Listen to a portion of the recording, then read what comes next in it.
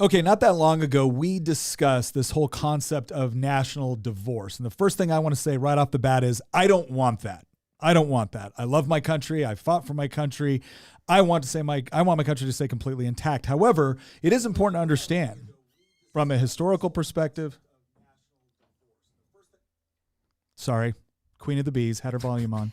I thought I had it off. We discussed this whole concept of national divorce and what were the conditions that would actually need to be there in order for such a thing to actually happen. We're not talking about like crazy theories, but like what are the conditions that are usually necessary for a country to undergo revolution?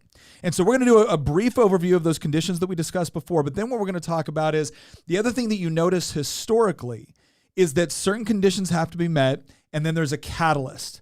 There's something that takes place. There's that spark, and then there's a response. So we're going to talk today about the conditions. We're going to talk about the potential catalyst that could actually light this whole thing off. And then we're going to talk about the response of states, of the federal government, and of individuals. All of that and more coming up on this episode of Making the Argument, powered by Good Ranchers. Thank you again for joining us. Today, during our live stream, we'll be using the Q&A feature within the YouTube live chat. So if you have a question that you would like to propose and have us answer, please go to the top of the live chat, click that button, and leave your question there. We look forward to seeing your comments in the regular live chat as we continue to stream today. But if you haven't already, go down to the link in the description. I hope you will join our community chat. We've been having some great conversations there with multiple people. It's been a pleasure getting to know everyone, and let's get right into today's show. Okay, as always, I'm your host, Nick Freitas, member of the Virginia House of Delegates, but other than that, a reasonably good guy. Then we have my beautiful bride, Tina, Queen of the Bees. Yes, sorry about the volume issue. I thought I turned it off. I'll tell you what, had that been anybody else. I caused the echo, everyone. And then, of course, we have our resident historian and political prognosticator, who we are still searching for a more quippy nickname. There's been a lot of options Christian so of far. Doom. Please provide potential suggestions. Christian, how are you doing? Look, friend, I know that things seem scary right now, but I just want you to know it's about to get a lot worse. You know that meme, right? And then, of course, we have our producer of producers, Nicholas Hamilton, the good Hamilton, the one that doesn't like central banking. This is going to be awesome. Oh, yeah. And actually, central banking will probably feature into a potential catalyst in here. All right, so first things first, let's go ahead and define our terms and make a few qualifying statements. So as I already said before, I love my country. I want my country to stay intact, but I also want to understand the sort of conditions that could take place in the United States. I don't want to be ignorant of history. I don't want to be ignorant of potential catalysts. So that's what we're going to discuss. So the three conditions that we discussed in a previous video where we talked about whether or not various things were in place to actually make like a genuine revolution within the United States, like genuine, conflict in the streets, potential separation, had those been met? And the conclusion we came to was no, but things were moving in that direction. So what were those three conditions? Well, the first one was when you have a significant significant sections of the population which fundamentally disagree about what the country is, what the purpose of its government is, what its core values are, certain unifying cultural points, right? And we came to the conclusion that it's been a long time since the United States has been probably this divided with respect to what we see as the potential within our country, whether or not our country and its founding is inherently good or bad, and the direction that we want our country to go. Do we want it to be focused more on this idea of kind of like the classical liberal notion? And by classical liberal, we're talking about things like, Montesquieu. We're talking things like John Locke. We're talking about these ideas of the founding where it was individual liberty and property rights and free market economics and a very, very limited, constrained government, especially at the federal level, right? That's more the classical liberal approach.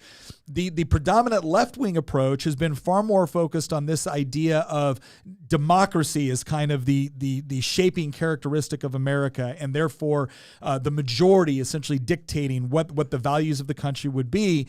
And those tend to be focused more on a collectivist future of America. That doesn't mean that everybody on the left is a communist or anything like that. It just means that when they see the role and the purpose of the government, they see one that is going to be playing a far more proactive role on what we might consider the culturally shaping and the economic shaping institutions within our country. This has to do with controlling education, controlling healthcare. What role should the government play with respect to managing the economy or making sure that there's a certain basic level of income? The left tends to prefer a far more active government and a far more active federal government in order to achieve their desired outcomes. Now, what you need to understand is that those two viewpoints are, on some level, diametrically opposed. They don't work. One side is basically saying we want the federal government to play a far greater role. That's going to require more coercion and confiscation and redistribution. And the other side is essentially saying, well, we don't want the federal government to play that role. So again, you're going to have some pretty significant conflict here where it's not agree to disagree. It's not live and let live. It's do what I want or else. So that was the first criteria. Like, do we have a general sense that we're all going in the same direction? We generally believe the same things.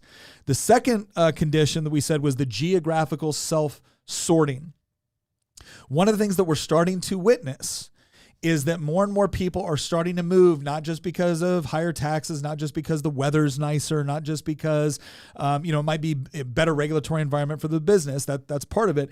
But there does seem to be more of an ideological bent in why people are moving to different places right now. And that's significant because a lot of times throughout history, we've seen general trends, right? People say, oh, we got more people moving from New York to Florida. Okay, but if they're 65 plus, they're probably not moving because they have some sort of ideological problem with New York. They're probably leaving because it's warmer in Florida, right? You see the same thing with places like Arizona. But now we're starting to see a far larger shift of people packing up and leaving places like California, like Illinois, like New York, and they're going to decidedly more conservatively governed states. And for the first time, they appear to be going there and continuing to vote that way instead of going and changing into the place that they left. That's not to say that those things aren't still happening. Talk to anybody that lives in Austin or Colorado, and they will tell you that they are tired of people moving into their state and changing it from what they remembered it as. But we're starting to see a significant push with more geographical self-sorting based along ideological lines. And the reason why we discuss that being so important is because if you're actually talking about a situation where certain states decide they want to break away or they no longer want to be a part of this, you need to have an overwhelming portion of the population which actually believes that. Otherwise, it's very difficult. Now, we asked ourselves, has that condition been met? And the conclusion we came to is no, especially because there seems to be a big urban or rural divide, even within red states or blue states. But it seems to be moving in that direction. Again, so has the condition been met? No. But is it moving in that direction? It kind of seems to be. Here was the third criteria that we mentioned kind of broadly, and that was the federal imposition, right? The growth of the federal government to such a degree to where you can't escape the sort of policies that you can currently escape now within an individual state. So what is necessary for that? Well, what's necessary is for one side to not only have complete control of the federal government, and what we mean by that is they have control of both houses of Congress, they have control of the executive branch in the form of the presidency, and they have the ability to get what they want out of the Supreme Court. So you can imagine a scenario where if you had kind of a very left-wing progressive administration that was the Speaker, the Senate Majority Leader, the President, and let's say they, added 5 more justices to the Supreme Court, and now the Supreme Court was essentially a rubber stamp for those things. Now you can imagine an environment where they are now imposing things which are usually reserved at the state level. They're now imposing them on the federal level. Well, when that happens, you can't escape anymore. It's not like if you're a conservative that wants to leave California, you just go to Texas or Florida or Wyoming. It's not as if you're a liberal and you want to escape Texas or Florida and go to New York and California. At that point, whoever's controlling the federal government to that extent, they get to impose their will, right? And as we discussed many times, federalism is one of the things that allows the country to operate in such a way to where a republic can get to the size that we have in the United States and still respect cultural, economic, social differences among regions. But if everything's just imposed at the federal level, that becomes impossible. There's no more escape. So have we reached that point yet? The answer is no. Obviously, we have split government right now. You'd say conservatives have more seats on the current Supreme Court. The Democrats control the Senate and the presidency, but the Republicans control the House. You'll have some people say that's just the uni party. All we're talking about right now is that nobody has the ability to ram home essentially anything that they want, like you see in certain places that have parliamentarian democracies. All right, so Those are the three conditions. All right, those are the things that we discussed. Again, one of those we said has been met. One of those has been met. That's the diametrically opposed ideas. That's the idea where we're no longer arguing about just what should the top marginal tax rate should be. We're now arguing about who we are as a country and where we should be going in a very, very significant and fundamental way. That's been met. Second one, geographical self-sorting. Not totally been met, but starting to be met. And then the third one is one side controlling the federal government and believing that the federal government is the proper tool to implement their will. That already exists on the left, but it's starting to exist more on the right now, right? That's always been something that hasn't really characterized the right, but it's starting to more and more in the United States. So one has been met. One seems to be going in that direction. One has not been met. What we're going to talk about today is, assuming those three things were met, what would be the catalyst? What would be the tipping point? Because what we find throughout history, when we look at World War II, when we look at World War I, when we look at different crisis points within the French Revolution, when we look at our own revolution within the United States, there's usually a whole set of things that lead up to something, but then there's a tipping point. There's something that we can all point back to, where it was the storming of the Bastille for the French Revolution, even though so many things had happened before the storming of the Bastille. But that seems to be a kickoff point that is significant within the history of the French Revolution. Whether it's the assassination of Franz Ferdinand that kicked off World War I, that would not have been a big deal had there not been several other conditions that ended up being the powder keg, that ended up being the match that lit it all. So that's what we're going to discuss today. What are the potential catalysts that could take place that could really kick this whole thing off? And the thing that you need to know when you talk about these conditions and when you talk about a catalyst is the catalyst can be something very, very simple. For instance, it could be you going to the store and realizing that there's no steak, there's no chicken, and there's no seafood. And that is your catalyst to then go to Good Ranchers. That is your catalyst. Quiet, all of you. That is your catalyst to then go to Good Ranchers, because Good Ranchers is not going to let you down. Good Ranchers is not going to be a catalyst for violent revolution, because they are dependable and because they raise quality American beef, poultry, pork. If you want to make sure that you are operating with a company, right, that shares those basic core values, but is absolutely dedicated to creating a quality product, Good Ranchers is the place to go. We actually had Ben Spell on here, and one of the things I talked to him about was like, look, I cannot stand so-called conservative businesses demanding my patronage because they claim to be patriotic. You want to put the American flag on your symbol. You want to talk about you're the sort of company that shares my values. Well, then that should translate into a quality product and service. And Ben Spell and the people at Good Ranchers and the ranches they deal with absolutely believe that. And I know because we have ordered their food repeatedly and we have never been disappointed. Plus, today, because we're also fiscally conservative, you order Good Ranchers and you go to the link and you use promo code Nick. It's right there in the channel. You can see it right there. Use the promo code Nick. You're going to get $30 off and free shipping for some of the best, most quality American-raised beef, pork, poultry, seafood you've ever had. Go over to Good Ranchers, promo code Nick, to get that $30 off and free shipping from a company you can trust. All right.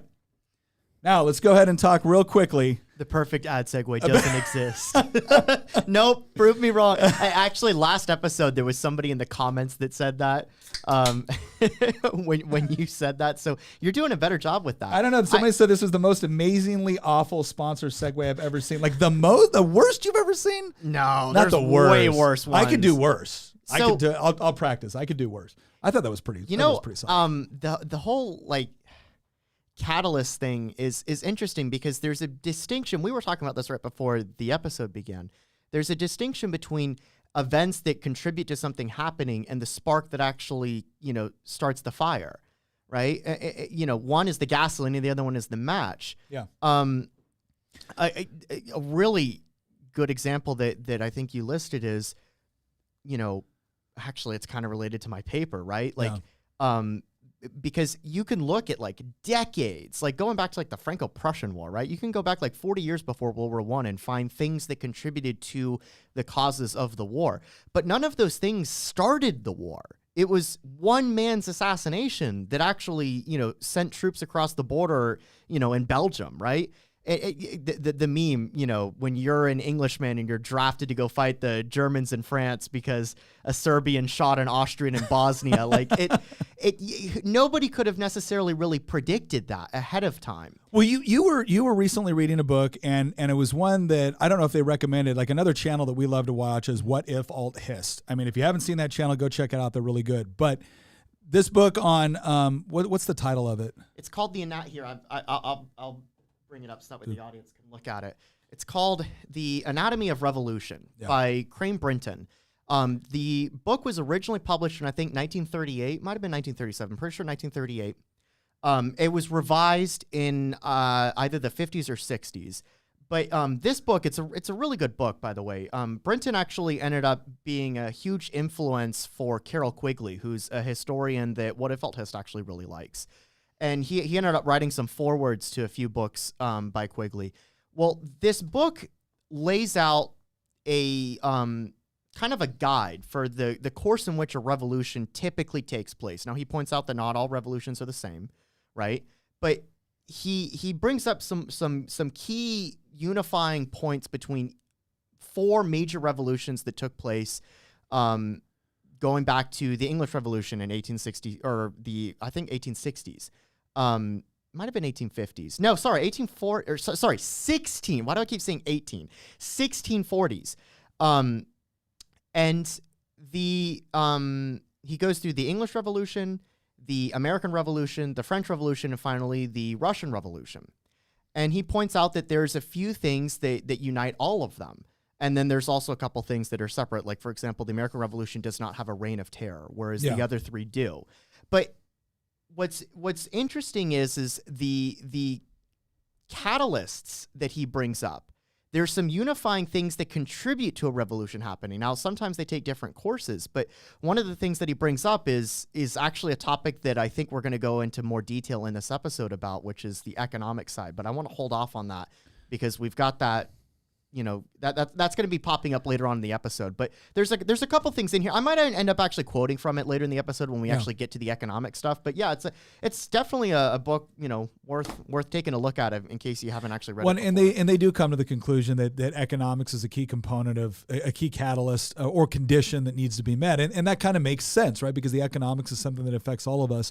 I mean, you can talk all day long about various, you know, political sentiments. If once you get to the point where you can't feed your family. Now, I will say this, it's been interesting to note that most of your vanguard revolutionaries are not super poor people. Because again, they're on the verge of like just basic subsistence, if not subsistence itself, right? It's subsistence or starvation. You don't have a lot of extra time to sit around coffee shops writing your manifestos when that's the case, right? This is why there's no revolution in North Korea. Yeah. It's usually, you know, middle class or maybe the bored elite or whatever it is that participates in this. But we talked about a couple ones that we wanted to throw out here, and this is another one too for the audience. If you guys think that there's potential catalysts or whatnot that could and by a catalyst, again, we don't mean something that just causes, you know, general frustration or anger or a lot of, you know, tweets or X's or whatever they're called now, right? It's not that. We're talking about something. We're talking about a very, very significant, organized response. So here's a couple of the ones that we just wanted to throw out there that we thought would be interesting for conversation. Now, I'm gonna bring up something. George Floyd. So if you actually look at the whole history of George Floyd, what you actually find is someone that had been violent, unstable. You know, he had actually, I think, held a gun to a pregnant woman at one point as they were robbing her or threatening her or something like that. He had a long rap sheet. He had all of these things going that you would look at and say, okay, this obviously was not a good dude. Now, does that mean that the police handled that situation the way that they should have? No, not necessarily. Two things can be true at once, right? George Floyd can be a bad dude, and the police still could have responded to it in a way that wasn't appropriate. I don't know, honey. Did you see the Candace Owens interview with his roommates that she did, where she said, "This is the Bible we were reading that, you know, just earlier that day, and we were all praying together, and we were talking about the Bible." Do you remember that? Yeah, I do. But yeah. I also saw the rest of that where Candace Owens went on to expose a lot of things that BLM had did and what had happened with that. Now, again, Here's my point here. The point here is not to say that the police did it all right. The point here is not to say that George Floyd, should have died in that exchange. That's not any of it. The point is that I remember hearing, I think it was Joe Biden saying that even more than Martin Luther King, George Floyd exposed us to the. Are you what out a of slap in the face? Are you out of your mind?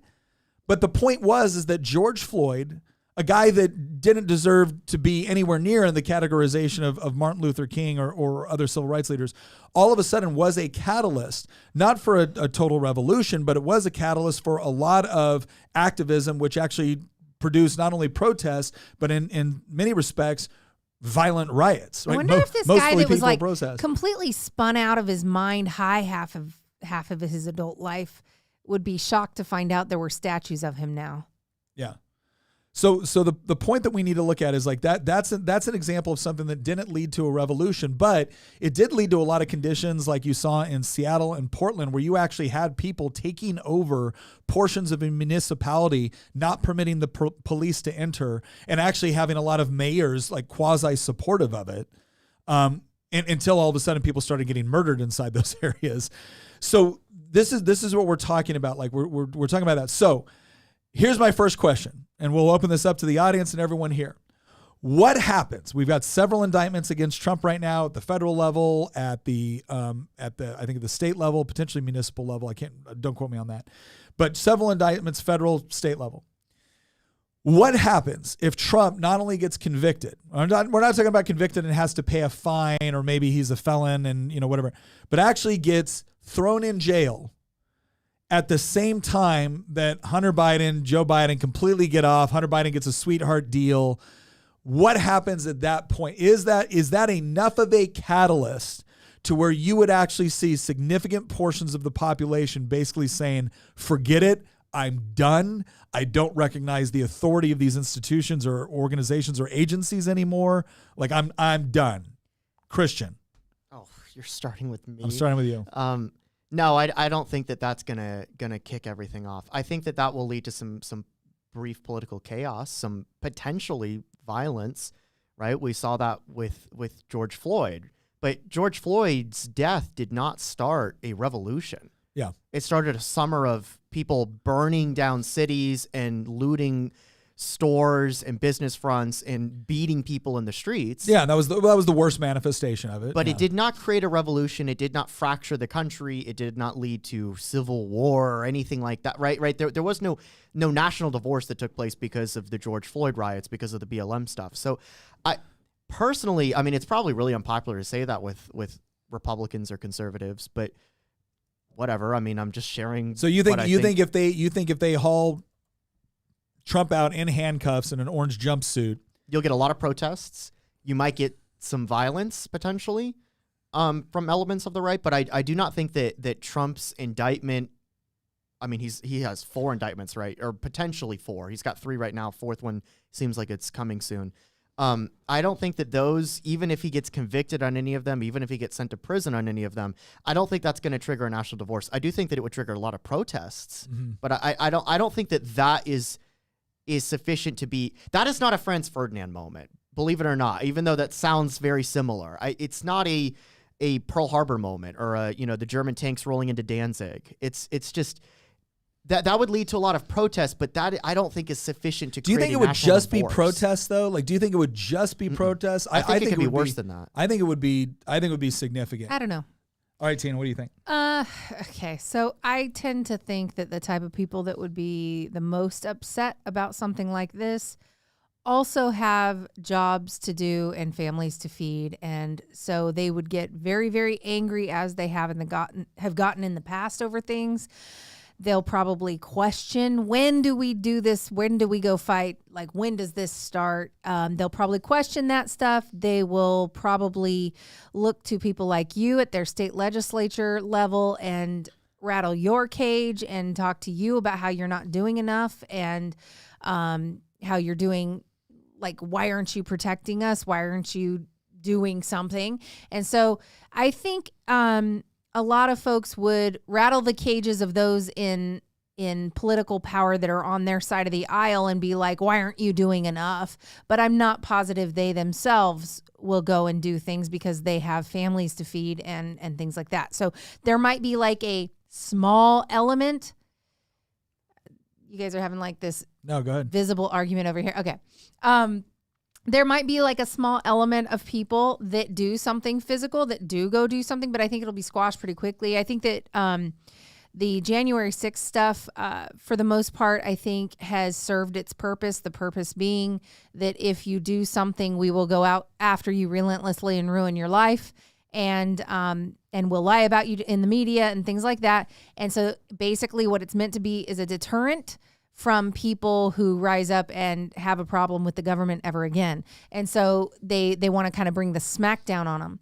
So I think a lot of people will have been adequately deterred from any action they might have taken. Some people may take action, and then others will just yell at you for not taking enough action.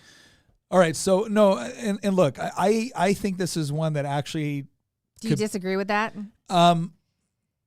I think that you would have a lot of people that would fall within the category that you just described. I think there would be a lot of people that they would rise up and they would go to a protest and they would call my office as a state legislature. Inevitably, about 80% of the people won't do anything but scream and yell at you. I will say this though. When you have 20% of the people that are willing to do some pretty significant things, I mean, if you look at what was happening in Massachusetts at the beginning of the American Revolution, the Sam Adams and the Sons of Liberty was not the overwhelming majority of the population, but they were well organized and they were actually very strategic in the things that they hit. Most people don't realize that the Boston Tea Party, people think that this was, something of a mob. This was an incredibly well organized, executed strategy. In fact, did you realize that, and Christian, counter me if I'm wrong on this, but I'm almost positive that when they went and they threw the tea off of the boat, there was a couple things that we're very careful about. One, they only damaged property associated with the East India Trading Company, which was a state-sponsored industry of the Crown. They actually had to break private locks in order to get to it, and they actually replaced the lock. They actually replaced the locks because they were very, very strategic and targeted on what they were going after. If it wasn't actually a symbol of the government, because the East India Trading Company wasn't private property in the same sense that like you own things. So essentially they gave themselves a lot of moral clarity with respect to what they were going after. Now, I don't know that there's any organization that would be able to do that, but I do believe that if they do the perp walk with Donald Trump, they're going to have to be, especially depending on what prison they put him. If it's a federal prison, I'm telling you right now, that's just going to be. I just don't think that's going to happen. That's going to be a nightmare. That's going to be an absolute. I think the left absolutely wants it. I think they want to see a perp walk. I don't think they're going to be happy with I think they fines. want to see that purely not just because they want to see Trump walk, but they want to see our side go ballistic so that they can point at him and be like, see what you are. Maybe so, but can I say this? When January 6th first kicked off and we're all watching these things happen, we're all watching. I mean, I was furious. I was furious because as frustrated as I was with everything that was going on that year. And by the way, my name had been on the ballot that year too. Like I had been ahead on election night. Yeah. And then they found a thumb drive with 16,000 votes in it. Well, I don't think it was 16,000, but it was like 15, I thought. Nope. But anyway, the point was that there were things that happened that regardless of whether or not it had been illegal, there was things that happened that you would look at and be like, that's shady, that's ridiculous, it shouldn't have happened that way. It was frustrating, the whole deal. So like I understood the frustration of what was going on, not only on like kind of a national level, but I understood it at a very, very personal level. And I was still furious with this idea that people were going to break into the Capitol and that they were going to threaten violence against anybody that didn't do what they wanted. But here's the other thing that we ended up learning much later, and as soon as Republicans took control and Tucker Carlson got a hold of this stuff, is that there were a lot of people engaging in horrible, violent, you could even posit insurrectionist behavior. But there was a lot of other people that had been invited into the Capitol and weren't doing anything wrong. They weren't threatening members of Congress. They weren't doing any of that stuff. And there was a lot of people that fell into one category that got treated like they were in another category. And I think a lot of people, once full videos came out and testimony and they started hearing about what was going on, and once again, it was this idea that once again, we've been lied to about what actually happened by members of the press that had an agenda. And none of what I just said takes away from what I believe to be the horrible actions of people that did engage in vandalism and violence and everything else. But to caricature anybody that was there at that point as if they were all a part of this nefarious attempt to overthrow the country, it is verifiably false. And so to your point where, okay, they do the perp walk, Trump is locked up, he's put in federal prison. Yeah, I could definitely see people showing up to that federal prison and being very, very upset about it. And I don't know what would happen at that point. I can tell you what would happen.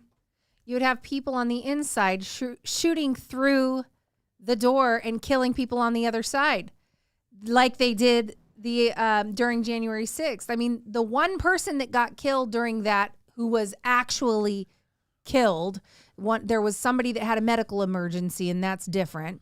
And then you have somebody that actually was shot through the door. Through a window, I think. Or through a window, whatever. She was shot by somebody from the inside shooting outward. They didn't even know what they were shooting at that point. They didn't even know if there were people with guns on the other side of it. So yeah, I think people are going to they're going to think twice before kind of storming a door like that. But can I just point out that if you're going to have a grievance with your government and systemic problems with your government, the government is the one to show the grievance to. Mm-hmm. The Capitol's the one to go and show your grievance to. Not some random person down the road's business that you set on fire and start throwing things through windows. And so I feel like there's a real difference between the way the left protests and the way the right protests. The right protests, it's government doing things it shouldn't do most of the time. And the left protests the government by burning down their neighbor's store. All right, let's look at the second one. So I don't think anybody here thinks that Trump being jailed would actually be enough to kick everything off. But I will say this: I think it could have a far more significant effect and impact than I think you guys do. It'll be a cause, not a catalyst. Okay. So, to use the analogy, yeah. The competing alliance structures that emerged in Europe in the late 19th, early 20th century, that's a cause. The Anglo-German naval arms race, that's a cause. Like the German response to the Boer War, that's a cause. Like these are all things that contribute to the Balkan Wars, the two Balkan Wars before World War I, the Italo-Turkish War. Like these are all causes of World War I, but none of them were a catalyst. Mm-hmm. Collectively, though, and there's so many other ones, like the Moroccan crisis. I could just keep going. There's so many examples. If you study like pre-World War I diplomacy, you can find like 50 causes. No single one of those causes, again, sent German troops across the border in Belgium. But collectively, all of them taken together, serious historians of the First World War, if I were to write a book about it, and I was to write a book about the lead up to it, I would have multiple chapters about each of these different events because they all played a huge role in creating the conditions that led to July 1914. But none of them, again, actually triggered the fighting itself. So to use the Trump example, it's not that Trump's indictment or potential imprisonment or conviction is irrelevant, right? It's not that it's something that is just going to be, worthy of being totally ignored. But I don't think that that's going to be the spark that leads to a national divorce or a civil war or a revolution or any combination of those. I think there are elements that would like that to be. I think it'll be like that meme where it's the guy that's got the stick and he's like, "Come on, do something," I think what it would do for a significant portion of there's already, I would say, a significant portion of the population which has a mistrust of federal law enforcement. That already exists. I think if you found a situation where it was the feds, right? It was the federal government that indicted and imprisoned Trump at the same time that Hunter Biden got a sweetheart deal. I think what you would see is a significant portion of the population that moves from this idea that the problems within these federal institutions are just the leadership. And I think you would actually see a lot more generalized animosity and complete mistrust, to where you would have a significant portion of the population that would believe in just actively, at the very least, complete non-cooperation. And I think what it would cause them to do, this goes to your point, Tina, like what would they do at the state level? I think you would see far more pressure at the state level and on state legislators to pass legislation basically saying local and state law enforcement are no longer permitted to join joint task force with the federal government. They're no longer permitted because right now those things are optional. Well, what are the chances they say basically the federal government is not allowed to send their law enforcement here, and our law enforcement will arrest your law enforcement? When does it get to that point? That's a different point. So that's what we call interposition. We'll talk about that a little bit later. But I do think you would see in certain states where more and more state legislators would actually start to drop bills which would say local and state law enforcement are no longer engaged in joint task force with the federal government. Now, the area where that's probably most common is counter narcotics, right? It's counter drug and things of that nature. You can make an argument too that it would be assistance with immigration policy. But again, if your state government has absolutely no confidence that the federal government is actually going to enforce immigration policy, and really all that they're using these joint task force for are to go after, people within their state or narcotics, you could actually see I could see an argument being made within state legislators of people saying, nope, we don't want the connection anymore. If the feds want to do it, the feds can do it, but we're not allowing our state law enforcement to assist. Now, I will tell you this, that would be incredibly difficult to get through any state legislature, but I could definitely see more organizations calling for it, because one of the things we've discussed before is the federal government does not have the law enforcement capacity to actually enforce all of these federal laws and regulation. They oftentimes depend on local law enforcement or state law enforcement to assist them in that process, because ostensibly there's a benefit to the state to get people that are violating federal law, in jail. And so the state and local law enforcement helps. But if you actually create a crisis where a significant portion of the population does not trust federal law enforcement, then I think you would see a greater push. And to Christian's point, I don't think it's a catalyst in and of itself. But if you're starting to lay conditions down where now states are not being cooperative with federal law enforcement, you're inviting situations where the next step is not only are we not going to cooperate, but we're not going to have you impose that federal law within our jurisdiction. And that's called interposition. It's happened before in this country. It's happened before for reasons that I think all of us at this table would agree with. We've talked about this before. Law enforcement in Wisconsin jailed a federal marshal because he was trying to return a runaway slave to captivity, and Wisconsin didn't recognize the validity of the Runaway Slave Act. So it has happened before. It could happen again. I could see this sort of thing being a catalyst, but I tend to agree that I don't think it's enough in and of itself. All right, let's talk about another one. Let's talk about the second point here. And if you guys have any questions on here, please put questions sorry. Do what Hamilton says. Put the questions up and we'll ask. Yeah, there's a Q&A link now. All right, so let's go ahead and look at we'll take a couple questions before we move on to the second potential catalyst. So Catachrome asks, question, is there still a reason to believe that state authority trumps federal when federal appears to overreach on state authority continuously now? Catacomb, beautiful question. Absolutely wonderful question. And I think this is something Christian's going to hit on a little bit later when we get into some of the financial stuff. I think so. And the reason why I say that is because there's still a legal structure in place.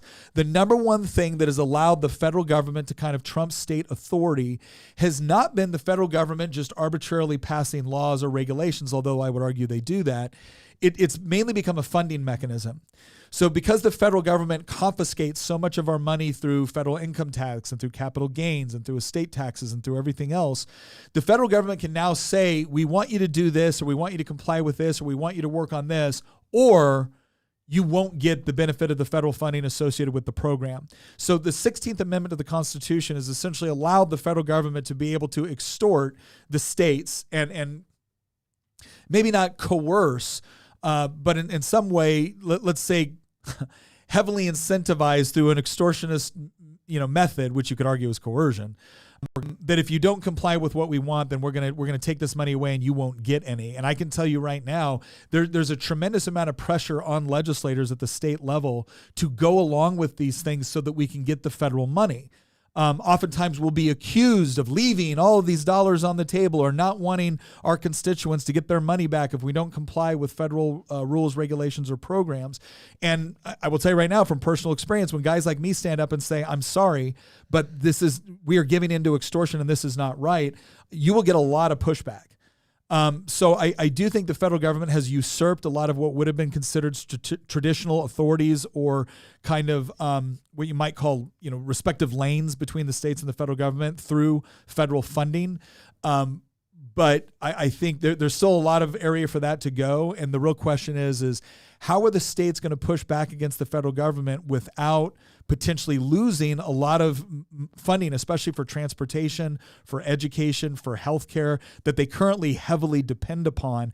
And that would actually take a very, very different path.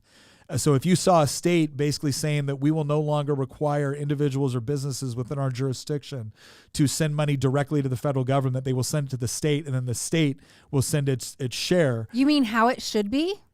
That would be a case where all of a sudden states would be less dependent on the federal funding as a result of that, and it would give a lot more power. But your point is well taken that right now they've really trumped that, no pun intended. Daffy Duck question: doesn't the Constitution allow us to create a new government when the government no longer functions to protect the people? So this is a bit of a misnomer. I think he's referencing Article 5. Potentially, that's probably what he's referencing. I've heard a lot of people bring up this belief that the Constitution has some clause written into it about how we can change or overthrow the government. There's nothing in there about overthrowing the government. There's a mechanism in there, the Article 5 Convention of States, that allows for constitutional amendments to be adopted through the state legislatures directly rather than going through the traditional process that we've done with every single amendment so far, which is it goes through Congress and then it's submitted to the state legislatures for their approval or rejection. That's how every amendment's been passed, but there is a second mechanism that we've never used before, and part of the reason we've never used it is because people don't really know how it would work. Conservatives are actually very heavily divided on Article 5. You talk to one, and they'll be like, oh, it's the greatest idea to rein in the federal government ever. And then you talk to another group of people, and they will think that it's a backdoor for us to become South Africa or Venezuela. Yeah. So honestly, it's probably never going to happen. Like, I feel like that you would rather, we would be more like, if we ever got to a point where an Article 5 actually could happen, we're probably already at a point where we would just have another constitutional convention outright. Yeah. Like, right? Another Philadelphia. I mean, to his point, yes, to Daffy's point, the Constitution obviously allows for itself to be amended, and theoretically it can be amended in any way that you can get a vast majority of the American population through its state legislatures and the federal government to essentially concede to. The thing is that's obviously very, very difficult to achieve. Now, the other thing that you may be referring to is what Jefferson talked about in the Declaration of Independence, is that essentially when a people, essentially has to throw off the bonds it has with its current nation in order to go a different path, that first of all, that they should actually appeal to the general population and provide the reasons, but they do have an inherent right to be able to do so. And so there is that component both from a philosophical standpoint, and then as with Article 5, there's a legal component for how the Constitution could be altered. But that's it. Let's go to this other one here, and then we're going to get on to the second catalyst. If the issue is federal extortion, why not pull all tax rights back to the state and have the Fed deal directly with the states for funding instead of a population tax? Brother, you're speaking my language. I think it's actually a good idea. Originally, when you look at federal taxing authority before the 16th Amendment to the Constitution, which, by the way, didn't come across to 1919, I think was the 16th Amendment was ratified. 16th Amendment is 1913. 13, thank you. It's pre-World War I. Thank you. Yeah, and World War I was in large part the justification for it. But if you're going to do that again, it would be fairly difficult because the 16th Amendment of the Constitution does give the federal authority the constitutional authorization to tax people directly. We did an episode once on parts of the Constitution you shouldn't like, and one of the things we talked about was a repeal of the 16th Amendment. Now, the federal government still had mechanisms to fund itself, but it was largely through things like tariffs and excise taxes. So it had to do more with foreign trade than it had with direct taxes to individuals within the United States. All right, let's move on to the second potential catalyst. This would be a complete left-wing control of the federal government. Now, we've already said that's a potential condition, right? But the catalyst would be court packing. So let's say you get Elizabeth Warren as the Senate Majority Leader, Gavin Newsom as President of the United States. I don't know, pick your speaker, Hakeem Jeffries is Speaker of the House. AOC. Let's make it AOC. And they let's not, oh my gosh, let's not go total communist clown world yet. But they decide that, because Elizabeth Warren has already said this, there's been significant people within the House of Representatives that have said this. They basically come to the conclusion that we have to expand the membership of the Supreme Court. And so they add, 4 positions. And lo and behold, all 4 positions are extreme, woke, progressive members of the Supreme Court. Now, here's the question. We're going to start with Tina this time. They get complete control of the federal government, which we've already said is a condition. The catalyst is they actually go in, they pack the court, they add 4 new positions, and they are all like woke progressive justices. Like we just get a bunch more Sotomayor's. I feel like that would be an adequate catalyst. I think that would be, you'd get a lot of people on the right. You'd even get people on the left that were more true to what the democratic principles used to be.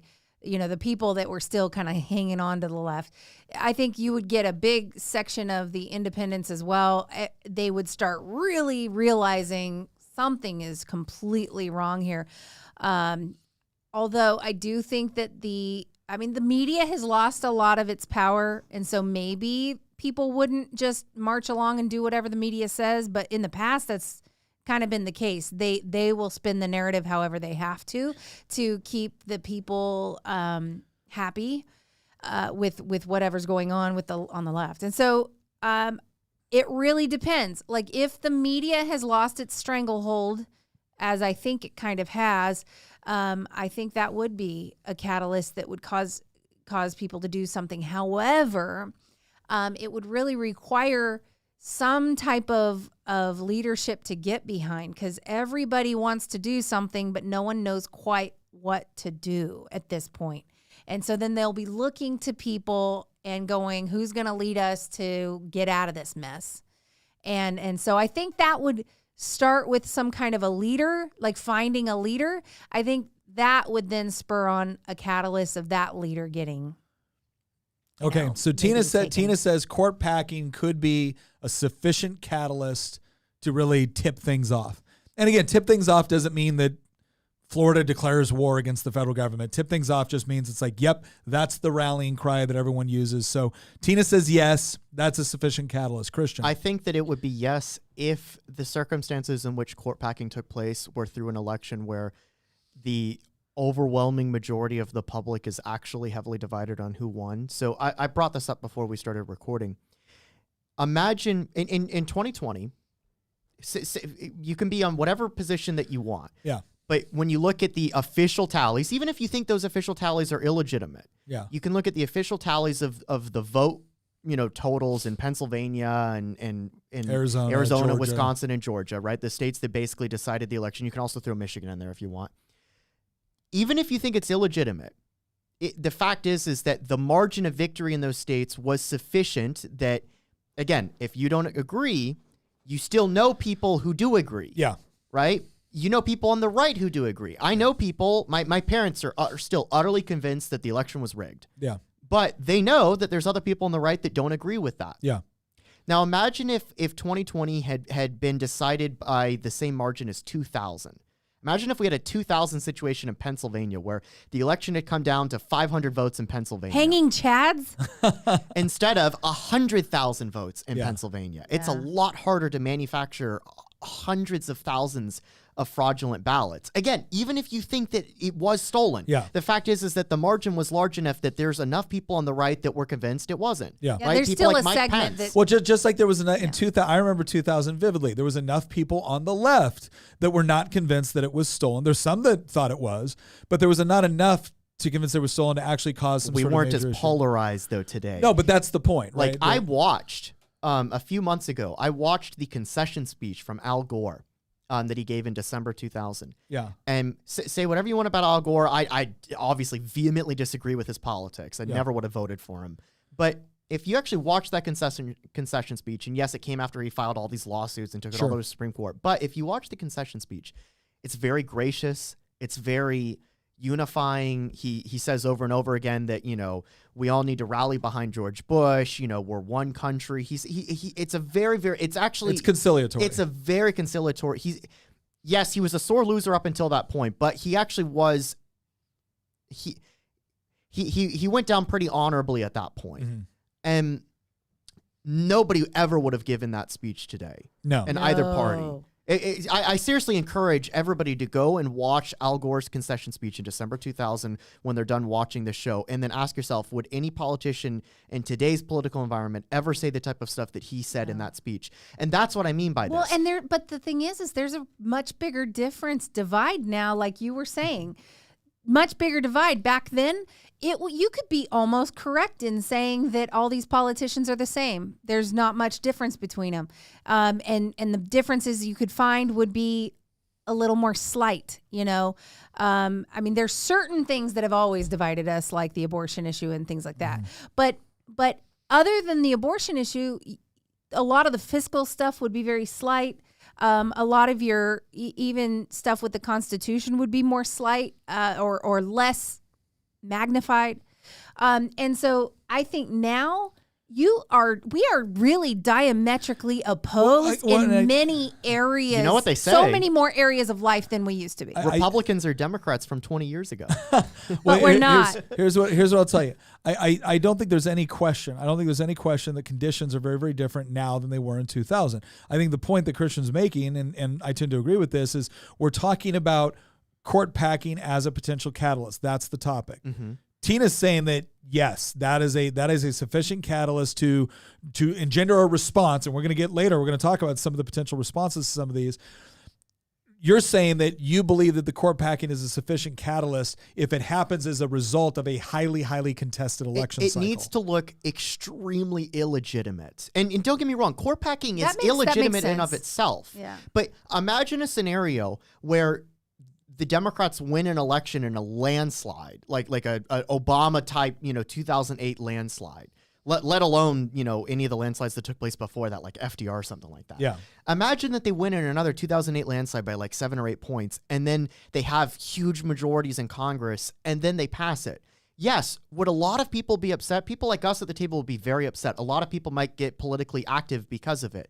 But it would be really hard to argue that it's illegitimate. I would still argue the action is illegitimate, but it would be really hard for me to convince my fellow countrymen that they stole this, they rammed this through, and now they've shredded the Republican Constitution and just guaranteed their iron grip support over our government, and now they're going to impose our will on us, because it's going to be like, well, the public voted for this. Okay, well if it's a 2000 scenario. Yeah. And it's decided by 500 votes in Pennsylvania.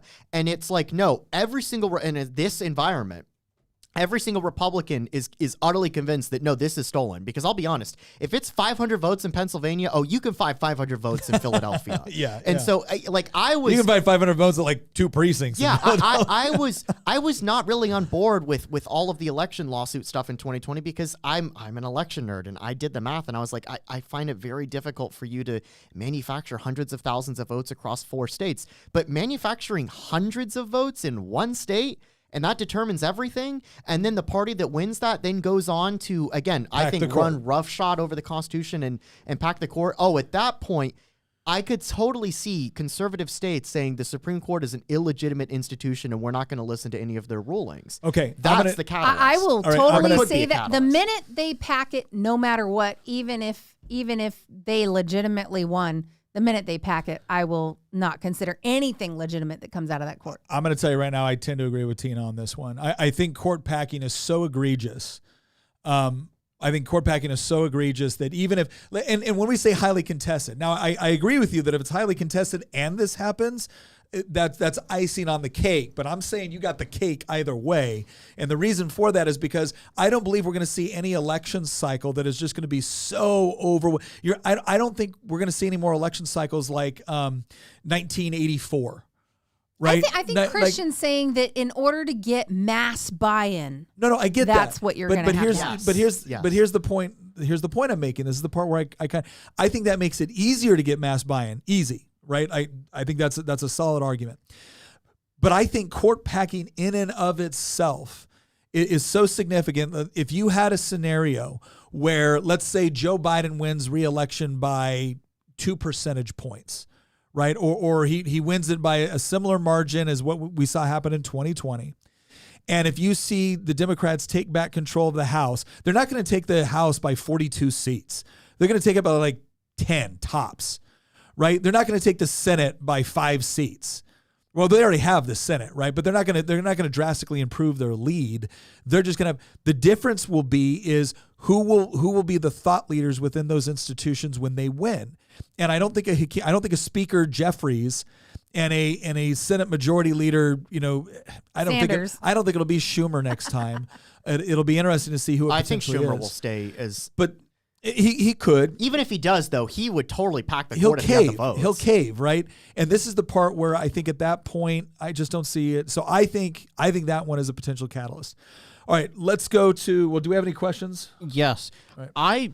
I would disagree, and I don't think that Supreme Court packing is a sufficient catalyst because I think there are more Americans than we realize that don't know that there are 9 justices currently. I think that That's sad. Yeah, I think that if they packed the Supreme Court and then shortly after they did things like removing Second Amendment rights and things of that nature, I think that combination could cause a sufficient uprising. Okay, but so Brian That's Betts a fair asked a point. question. You say court packing is so bad. Why are you not complaining about what I think McConnell did blocking Obama's appointment while rushing through for Trump? Okay, Brian, there's a big difference. This is the part where we got to be intellectually honest. There is a huge difference between court packing and the Senate using its advise and consent to try to make sure that they get their candidates. Court packing is, by definition, you are adding new members to the Supreme Court. Right. I can point to all kinds of situations where Senates have, like, for instance, it was Harry Reid that changed the whole nature of the filibuster rules with respect to selecting Supreme Court justices. And I remember Actually, it was lower court justices. lower court justices. And I remember Mitch McConnell at the time saying Democrats are going to regret doing this probably sooner than they anticipate. And lo and behold, they did. So I think if you're a Democrat and you're looking at that, you're furious with Mitch McConnell for holding up selecting 2 more Supreme Court justices until they had a Republican president. But to suggest that Democrats wouldn't have theoretically done the same thing, I think is perhaps a little bit intellectually dishonest, or at the very least, showing a little bit of bias. But here's what I will say. Had McConnell said, we're going to add 2 members to the court, like it had Trump, McConnell, and what's his face, who was Speaker of the House. Horrible decision to make him Speaker. Ryan? Yeah, Ryan. Had they all said, hey, now's our chance, we're going to add 2 new members of the Supreme Court or 3 members of the Supreme Court, that would have been legitimate court packing. And I can tell you right now. The left wouldn't have liked it. Let me just say it for public record right now. I completely oppose court packing, period, the end. I don't care who does it. Like, once you start the court packing, that is a never-ending cycle of just bad decision-making that takes place that completely undermines what the Supreme Court is supposed to be. And so I don't want either side to do it. Now, again, to your point, totally understand why people would be mad at McConnell for holding that up, but they were technically within their rights within the Senate. He was using leverage given to him by Democrats previously. Well, in that case, it was more. It's leverage given to him by the Constitution. Senate has advice and consent. But the whole filibuster situation happening is what provided extra leverage. The difference, though, is that the filibuster is not in the Constitution. No, it's a and, Senate and it rule. was Democrats that suspended the filibuster for lower court judges, and so then McConnell simply did it for the Supreme Court. We're inching towards eventually abolishing the filibuster altogether, and when that happens, I actually think that'll be another contributing factor, not a spark, because I don't think most people know what the filibuster is, but that'll be another contributing factor that leads to more political radicalization. And maybe this leads us to the next point that you want to get to, Nick, which is like some of these cultural problems, the whole culture wars in general. One thing that I've been reading a lot about lately, and I've talked to you about this, is what happened in the lead up to the Spanish Civil War. And the reason that I've been so interested in this is because I think a lot of people have this idea that a national divorce or a civil war in the U.S. will be like, the 1860s one here, where it's, states, declaring on each other and then lining up armies and then shooting each other. No, I think it'll be more similar to the Spanish Civil War, which is a breakdown in civil order and government where a huge chunk of the population views that government as illegitimate and actively hostile to them, and then start arming themselves to defend themselves against the mobs of supporters of that government coming to kill them and take their stuff. And then that just spills over into more and more mob violence, fuels more and more distrust in government, which fuels more and more mob violence. And eventually you get a situation where there's already a war going and people are just waiting for something to actually trigger it. And the thing that triggered it in Spain was an attempted coup d'etat that only halfway succeeded, right? Yeah. And so I feel like that if people want an idea of a hypothetical terrible future in which these things happen, I would encourage them to go look at the lead up to the Spanish Civil War as kind of a template, because that is a much more messy scenario than the rigid structure that we had in the American Civil War. Well, we're gonna get some questions now. Another thing too I want to point out is that we've made some changes with respect to how we do the show now. We try to keep the show within about 2 hours because we also have an audio audience and we're trying to be respectful of their time. Who we love, absolutely love our audio only audience. But at that 2 hour mark, we tend to kind of wrap up everything that we've been talking about. So we're providing kind of a complete show for all of our audio listeners as well, or anybody that can't stay around. But we do stay after that to try to get to as many of your questions as possible. So if we don't get to your question right now, we are doing our best to try to get to all of them. And we're trying to prioritize them based off of the topic as much as possible. But if you want to stay around and ask questions after that, we try to allow for some more time where we just do questions. And we are getting so many questions now because there's a lot more viewers. So it is really possible we won't get to some of the questions and we're just not going to be able to. At some point, we're not going to be able to keep up. There are quite a few that I've been holding for after 2 p.m. Okay. So let's look at this. David Harley asks, what percentage of states do you think would push back against the federal government? I feel like most smaller states who may want to may not because of a fear of being the only state pushing back. David, I think that's a good assessment. I think it's going to take major states that are willing to do it. So obviously I think when we think of major states that would be potentially willing to push back against the federal government, either through nullification, which is refusing to enforce federal law, or interposition, which is the active preventing the federal government from enforcing their own laws. You look to states like Texas, you look to states like Florida that might be willing to do that. And then I think what you would see is areas where a lot of it might actually be based on trade. So some would be based off of the federal government and their response. What does the federal government do to those states?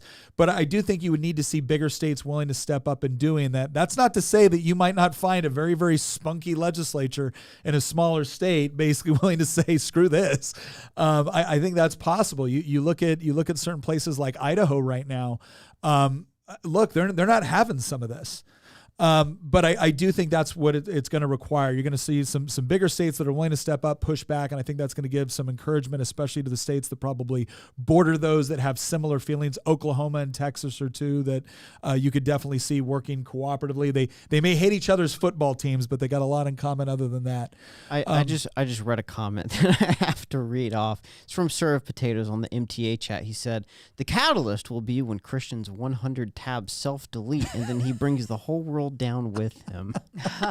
There would be hell to pay if my tabs get deleted. I feel like we need bingo cards that have to do with things Christian says, like references to the Spanish Civil War, the French Revolution, his master's degree, or some other like vague. I love history. I don't know what to say. Here, I'm just joking with you. I We love believe you, it was. Christian. I believe it was Cicero who said that if you don't read Cicero. history or don't study history, those who don't study history will forever remain children. That's not the exact quote, obviously, but like. No, we love it, but it would provide a really fun drinking game. So for the MTA addicts. Rocky Top Tom asked, will anyone dissect this, that this is all byproduct of the corporatization of the false two-party system? I don't know, because when I look at multi-party systems in Europe, I don't see, especially in parliamentarian democracies, I don't see that they've arrived at a better conclusion than what we have here within the United States. I think the two-party system is largely become popular because of what you might call the winner-take-all in most of our elections. Some people have advocated for things like a ranked choice system, which is horribly unpopular with Republicans right now. So I think that I don't know. I guess what I'm saying is that when you have a quest to have political power, parties or organizations around that and around certain values are going to develop. And other parties are permitted to take place within the system right now. Now, I will say I think the Republican Party and the Democratic Party are given unfair advantages sometimes in state law. I've actually tried to correct for some of that in Virginia. It's very difficult, as you can imagine. So I don't think it's the overall cause of it, but I do think in some ways it could potentially contribute. Hamilton, did you have other ones that you were highlighting for us here? Not right now. Okay, let's move on to a third component, a third potential catalyst. And this, I think, kind of this delves into what Hamilton was saying, right? So Hamilton was saying, look, you have a court packing. I think that's bad. I think that gets a lot of people upset. But you need the packed court to do something that would really cause the problem. And so deciding to go with something incredibly controversial, what if a packed Supreme Court actually incorporated MAPS, better known as minor attracted persons. No, better known as pedophiles. Or what they actually are, which is pedophiles, if they actually created that as a protected class. I would like to go first on this one. Oh, now you want to jump in. All right, Hamilton, go ahead. I think the initial reaction we would see to that is conservatives would definitely move to states where they did not have to deal with that and surround themselves with like-minded people. But I think if the federal government forced families to, or made it illegal for families to seek education through other alternatives rather than the public school system, or made private schooling illegal or homeschooling illegal in order to enforce that, I think that would be a sufficient catalyst.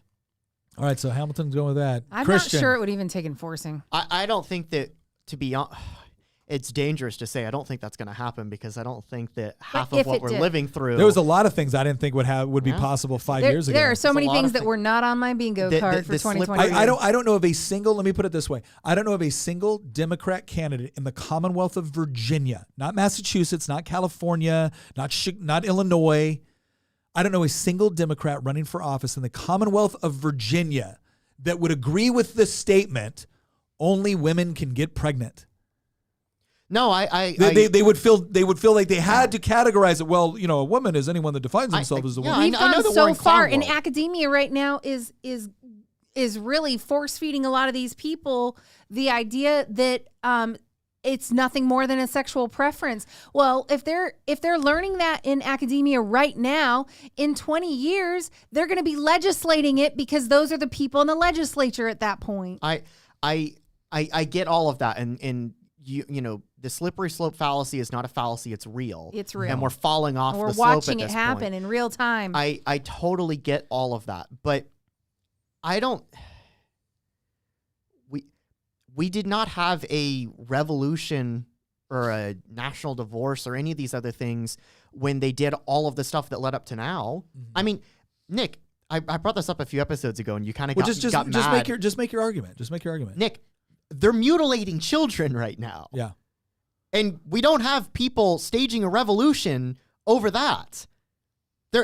There's literally a medical complex happening in red states as well, not just blue states, where they're mutilating children, and they're also indoctrinating children, even in red states. And you don't see people taking to the streets and literally like overthrowing governments and committing acts of violence over that. And the reason why is because ultimately the right is not inclined to use violence as a political tool like the left does. They're simply not inclined to do it. And I think part of the reason why is just because of inherent dispositions with how the left and right view world, the world, society, and how they operate in their day-to-day lives.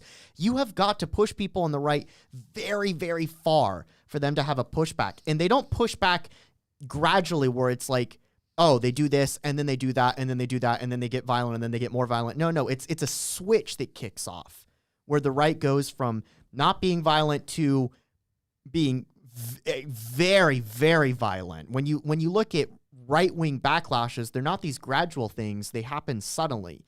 And in fact, I think that the term that some philosophers use is the Odin switch, right? But the point is that you don't see the right doing this stuff over the fact that they're literally mutilating children right now and indoctrinating them to hate their country, hate their culture, hate their history, hate their families. And yet the right isn't doing anything that we're talking about. It's not that they're not doing anything. It's that they're not revolting fully. There's no national divorce. There is no national divorce. There's no civil war. There's no revolution. Wait a second. No, what you see is state legislatures passing laws which says you can't do that in our state. And then the federal government is not coming in and telling them that they can't do it. The difference here would be the federal government is saying this is now a constitutionally protected right. Now, Special Patel in the comments said they would never try to make maps a protected class. I mean, come on, how? Let me explain. Wait a second. First of all, I think we've gotten to a point where anytime we say they would never do that, I'm a little bit skeptical, right? Because there's a lot of things that I would have thought nobody wanted to do 5 years ago that now people are not only fine with, but they will call you a bigot if you oppose it. It starts with normalizing it. I.e. pornography within kids' public school libraries. And anybody that's going to tell me that's not happening, and anybody that's going to tell me that nobody wants that to happen, I'm going to tell you right now, you are either horribly ignorant about what is going on, and I can speak from specifics in the Commonwealth of Virginia. I serve on the Education Committee in the Commonwealth of Virginia, right? I've seen the books. So no, nobody is going to tell me, but I will tell you this much. Anytime we bring it up, and I talk to one of my Democrat colleagues, you know what I hear? Nick, nobody wants that. Yes, you do. Not everybody that's a Democrat wants those books in there. But I will tell you right now, when we had a bill in Virginia, which said if these books containing this sort of pornographic material, and I'm talking about pictures, not just literary stuff, okay, I'm not talking about a verse in the Bible describing somebody sleeping with somebody else. I'm talking about graphic depictions of children engaging in sexual activity. With adults. All right? That's what I'm talking about. And all our bill said, we didn't even ban the book. All the bill said was, if that book is in your public school library, you have to have a list on your website telling parents that what's there, and you have to allow parents the option to opt their child out of being able to check out that book. Not one Democrat voted for that bill. Not one. So I am tired of hearing nobody wants to. But to your question on how would they do it, let me tell you how they would potentially do it. You would create, the way this would potentially happen at the federal level has to do with things like age of consent laws. And so what they would start to do is they would start to blur the line with respect to adult, non-adult, and consent. We already have a framework for this in the United States. Consent laws are not the same as when you become an adult in most states. What you would start to see at that point is the argument that you, as an autonomous human being, and people mature at different levels, so clearly people can make, informed decisions about their own sexuality. We're already seeing it right now where kids at a very young age are having discussions about sexuality, which I would argue right now, they do not have the mental capacity to fully understand what is going on. When you are giving puberty blockers to a 10-year-old, and people say, that's not happening. When the hell do you think puberty takes place? If you're not giving him to at 10 or 11, I got news for you. You're not blocking anything. So when you're giving drugs and you're now engaging in surgeries at very young ages, don't tell me that it's impossible for someone to come to the conclusion that the same child that possesses the mental capacity to be able to make that decision for themselves, and in some states be able to do it with complete parental opposition. Don't tell me that we're so far away from a situation where a packed Supreme Court could come to the conclusion that, well, of course, a child could decide to engage in this sort of sexual expression. So it's not as if the Supreme Court is going to write a law which says, hey, pedophilia is now legal. That's not what they're going to do. They're going to categorize it as a form of sexual identity and sexual expression which is critical to that identity and therefore must be protected. That's how they do it. Yeah. That is how they would do it. They're repressed. I mean, So look, Brian Betts sat here and said, well, it is a sexual preference. It's just one that you're never supposed to act on. Well, I'm sorry, but most people act on whatever their sexual preference is. That's the next step. And that's where child pornography comes in and things like that. And these people will look at this stuff thinking that they're satiating their appetite for it. But really what it does is it feeds the beast, and they go and then they act on it. I mean, this idea that we're going to just look at it like it's just some kind of sexual preference. No, it's a sexual deviancy. It's a sexual perversion. It's disgusting, and these people should be separated from society, whether they've acted on it or not. If you're turned on by a little tiny child, chances are you're a little bit outside of what societal norms would say is acceptable already in other areas.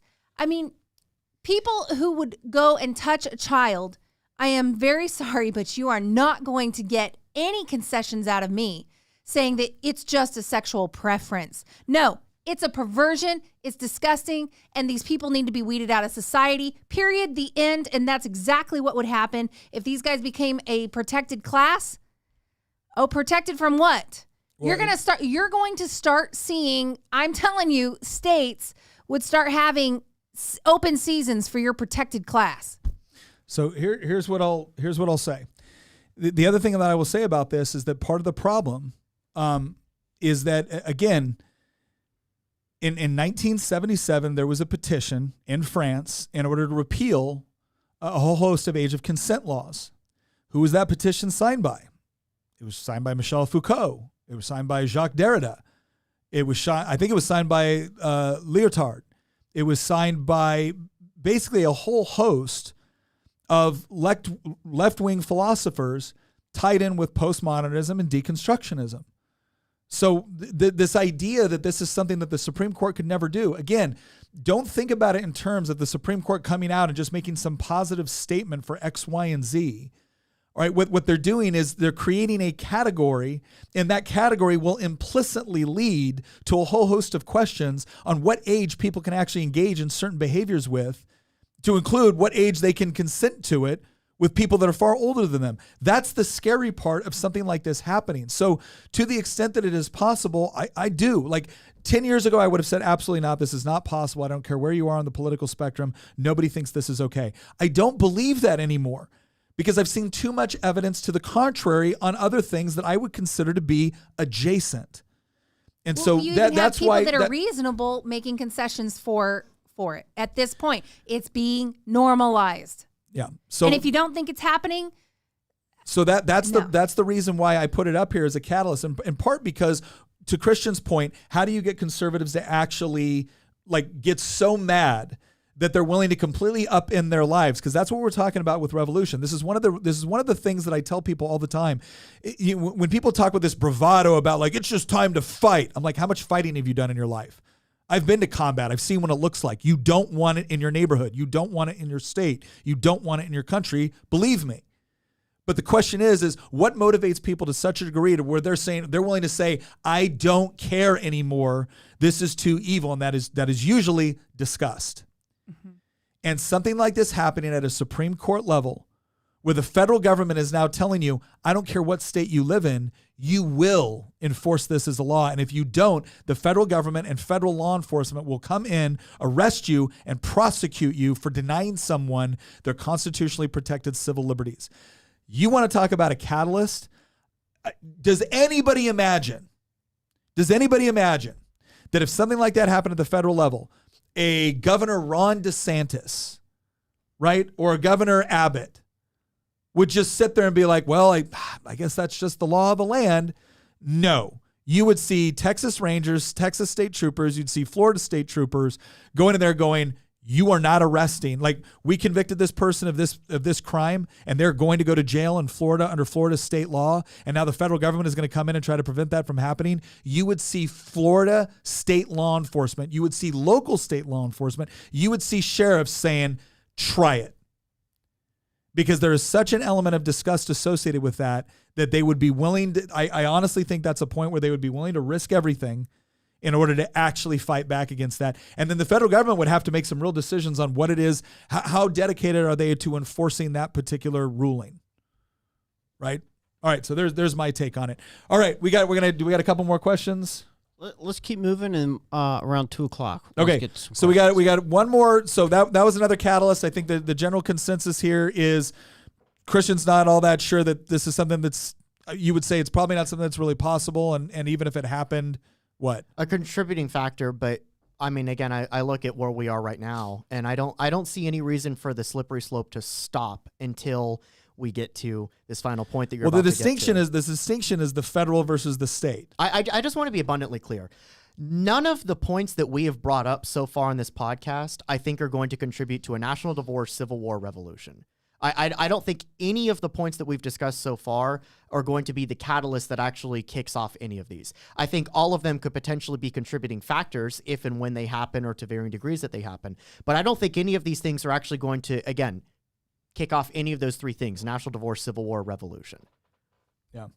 Okay. I think this fourth point will, though. All right, so here we go. The fourth point, this is the one Christian has just been waiting for. Here's the one Christian's waiting for. Christian's waiting, so we're going to start, we're going to make him go last. No, I'm kidding. This is Christian's No, catalyst. please. Have me go last if you want. So no, all right, so the next thing that we're going to talk about is a larger category of major economic upheaval, and specifically what we would call sovereign debt crisis, or maybe collapse of the dollar. Christian, go ahead and lead into. So I want to read a paragraph from Crane Brinton's book, The Anatomy of Revolution. He has this summary that he writes when he discusses the old regime before revolution actually kicks off. And I think that there's a lot in here that I think you guys are going to appreciate. Here's what he says in the summary. This is the conclusion of this chapter. He says, in summing up, the most striking thing we must know in all of these preliminary signs, government deficits, more than usual complaints over taxation, conspicuous government favoring of one set of interests over another, administrative entanglements and confusions, transfer of allegiance of the intellectuals, loss of self-confidence among many members of the ruling class, conversion of many members of that class to the belief that their privileges are unjust or harmful to society, the intensification of social antagonisms, the stoppage of certain points of the career open to talents, usually in the professions such as the arts or perhaps white-collar jobs generally, the separation of economic power from political power, and social distinction. Some, if not most of these signs may be found in almost any modern society at any time. And then he goes on to say, we are not, however, altogether helpless before some mystical gift or some short-term prophecy in the successful diagnosis of a revolution. And we can, in this instance, see further signs to revolution in all four of the examples that he brings up: English Civil War, or English Revolution, American Revolution, French Revolution, and Russian Revolution. And all of them, and especially in France and Russia, there is, at the actual outbreak of revolution approaches, increasing talk of revolution, increasing consciousness of social tension, increasing cramp and irritation. Prophets of evil there always are. But, and then he mentions that there were people predicting a French Revolution 40 years before it actually happened. Yeah. But then he goes on to basically say that there's increasing discussion, chatter in the air of something's going to happen. Yeah. And even though each of these points that he brings up, mostly economic related that I just read through, he says that, yeah, any of these things can happen in societies at any point in time. In fact, any society, at least one of those points is happening. But what you need a combination of all of them coming together at once, and it needs to have a catalyst that is driven by economics. His thesis here is that you get a revolution, you get political upheaval that's not settled through the ballot box when you have an era of growing economic prosperity, even if it's somewhat modest, that then comes to a halt. And the reason that it comes to a halt, people conclude, is because of government ineptitude or government action directed against them, against their own economic self-interests. And when that happens, it's always fermented through a crisis of the government itself. Members of the government losing interest within that government, feeling like the government that they're serving is inept, and then the government itself being bankrupt. So the phrase could be that in France, before the revolution, in many ways, people have this picture that before the French Revolution, the people were poor and it was the peasants that rose up. And it was not the serfs that rose up in France. It wasn't even the serfs that rose up in Russia. The Bolsheviks were not the peasants in the fields. They used peasants in the fields, but Lenin was not a peasant, right? Like in France, it was the country was actually getting richer before the revolution. And then something happened to stop that economic progress. There were many things that contributed to it. And at the same token, the government itself was bankrupt. Utterly bankrupt. They had been funding the wars in the Netherlands and in the Low Countries for decades under Louis XIV, and then they funded the American Revolution. And so what you get is a government triggered economic crisis at the same time that the rest of society is relatively well off. So in the U.S., because right now we're the wealthiest nation in the world by far, but the government is dirt broke. The government is obviously over $30 trillion in debt. However, people have been listening to the government is in horrible debt for decades now. They don't buy that it's the same problem that it was, in part because it wasn't as big a problem in the 80s because we weren't in as much debt. But now you have a combination of massive amounts of debt, you have inflationary monetary policy, and you have to have that inflation in order to actually pay for all of the government programs that the federal government has now taken responsibility, Medicaid, Medicare, Social Security, things like that.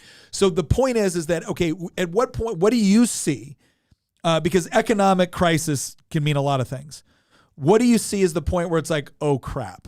That's a good point. Economic crisis could be, I mean, we didn't have a revolution when the, housing crisis hit and the banking crisis hit in 2008. So it's not sufficient that you just have, a market crash and suddenly people in the streets.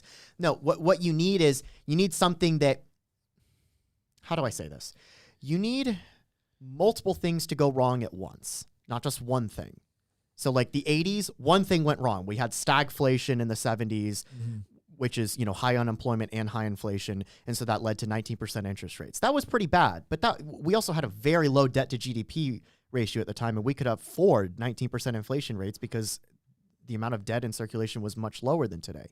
Right? We had a huge crash. You also had a lot more cultural cohesion within the United States, comparatively speaking. You also had the Soviet Union, which represented which represented what was considered to be an existential external threat. And that historically has always been a way to unify people. Yeah. I mean, China can serve that too, but so I don't think that is going to stop it. But you had crashes before, the .com bubble, the 2008 crash. So it's not that you just need a crash. You need multiple things going wrong at once. And here's the problem. Everything in the macroeconomic system is about to go wrong all at once. Everything. Be specific. So we have record high debt. We also have record high deficits. We also have almost a record high debt to GDP level. It's been higher than at any point other than the peak of World War II. And we're about to surpass that in the near future. Just give it a couple years and we will be at a higher debt to GDP level than even in World War II. So you have record debt, record deficits, record debt to GDP, because it doesn't matter if you have a bunch of debt if the economy's booming, right? Yeah. Well, it does matter, but you get my point. So like those are all going wrong at once. You have long-term, over the last 40 years, interest rates have been falling, and until just a few years ago, they were effectively zero. You can't go lower than zero. You literally can't have interest rates lower than zero because then it's, you're paying me to take out a loan. Paying me to take out a loan. Yeah, to take out. So like, point is they can't go lower than zero. Interest rates can only go up from here. And the reason why they can only go up is pretty simple. Even if the Fed currently is raising them, right? Yeah. But let's say that tomorrow the Fed said, we've won the fight against inflation. Now we need to cut because the market's suffering or whatever. Well, there'll be a lot of political pressure to do so. But interest rates long-term in the next 10 to 20 years are probably going to keep going higher regardless of what the Fed does. And the reason why is because when the Fed finally returns to the Fed put, right, of trying to prop up the market, which they will eventually do once they think they've either got inflation under control or they're forced to do so for political reasons. Point is that they will eventually pivot at some point. When they do, inflation will kick back up again. We're probably going to see a return to the 70s of cyclical cycles of inflation throughout this decade. The problem is that who's going to loan the government money at a loss? If the interest rate is 2%, but the inflation rate is 5%, who's going to buy treasuries? You're losing money doing that. And so people are going to demand a higher return, which means a higher interest rate in exchange for their loan. And at the same time that you're seeing Japan selling treasuries, Japan is now a net seller of treasuries, and they're also the largest holder of foreign treasuries. They have like over $1 trillion of treasuries. China is a net seller of treasuries. Currently, the Federal Reserve is a net seller of treasuries. They're drawing down their balance sheet. The largest institutional holders of treasuries are now net selling. That will drive up interest rates because there's an inverse relationship between interest rates and bond prices. And so what you're going to see is even if the Fed tries to continue with yield curve control, right? Tries to keep interest rates down, there's ultimately not a lot that can be done to keep interest rates down because ultimately the market will demand a higher interest rate if they know that if they don't, they're going to be losing money. Nobody loans money at a loss. Nobody does that. Mm-hmm. And so what you're going to see is artificially the decades of keeping interest rates at artificially low levels is going to come to an end one way or another. No matter what the Fed does, all roads lead to Rome. As those interest rates rise, the federal government, unless it balances its budget, and let's be honest, they're never going to do that, they're going to have to keep taking on new debt at a higher interest rate to pay off the old debt at a lower interest rate just to fund the government. And so eventually you're going to get to a point where it's already like... It's a death spiral. It's a death spiral. And so what do you get at that point? Eventually what you're going to get is a situation where the only institution that will be able to loan money to the government is the one that will be mandated to do so, which is the federal government or the Federal Reserve, that will have to print dollars to then buy treasuries to give Congress the money to spend on their, gender programs in Pakistan, right? And at that point, every new dollar that's added to Congress, that Congress is spending over the amount that they're taking in is a dollar added to the money supply. That's where you get the debt spiral. When that happens, that's when you get a Weimar moment. And the tragedy is that we've seen from history that people conclude quite often, apparently, that Weimar problems require Weimar solutions. And we don't want Weimar solutions. No, we don't want authoritarianism coming. Well, and Kenneth Brown asked an interesting question. He goes, what about mass partisan debanking or confiscation to prop up the failing dollar? And Kenneth, that's an excellent question because I do think... well, one, I think partisan debanking is going to be a lot more difficult than people think it's going to be, in part because when you've got institutions like, not just in like the banking or local savings and loan, but when you have people that essentially control investment, like BlackRock, they don't totally control, but when you have 10 trillion in assets, one of the reasons why we have all these DEI scores and ESG taking place or whatnot is because institutions like BlackRock require it. Otherwise, they won't loan money to you. And that creates a big problem. The question is what sort of mechanism is going to exist within the marketplace to rise up as competition for it, and will the government intend to intervene? One of the biggest problems that I have with Elizabeth Warren is her constant drumbeat that, well, we need more banking regulations. We need more banking regulations. She doesn't mean that because she wants you as the small depositor to be in a better position. She wants the government to control banking, or to have such control over banking that essentially they can manipulate that process. And that is terrifying to me because banking is supposed to be one of two things. You putting your money in a safe location for which you pay a small fee, or if you're talking about fractional reserve banking, it's you're giving your money to an institution which you allow to invest a portion of it, and then they either pay you a small amount to keep the money there, but then they also provide other services which allow you to easily distribute your money to other entities or whatnot for a variety of commercial purposes or economic purposes. And the more the government gets to control that entire process, ostensibly in order to protect you, the harder they make it for competition to be able to enter the marketplace.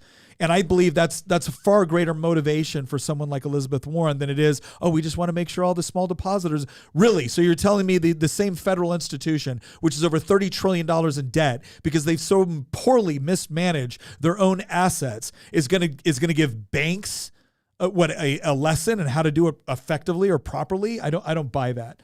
There's an article that I read from Seeking Alpha. It's an investment website. It's actually a fantastic investment website.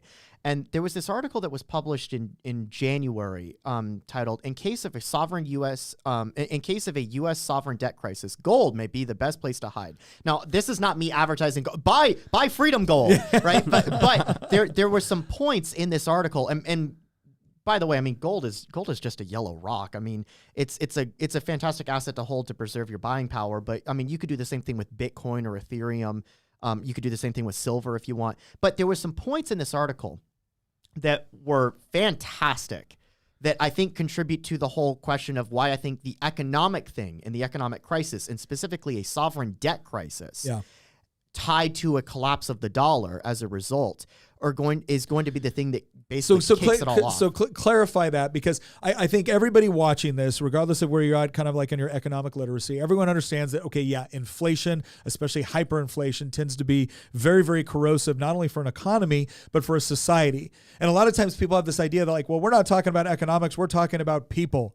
The economy is people. That's what it is. It's not an engine. It's not a machine. It's not anything. The economy is nothing more, or it really is nothing more than people attempting to improve their own lives, provide for their basic needs and services, desires and whatnot through exchange. That's what the economy is.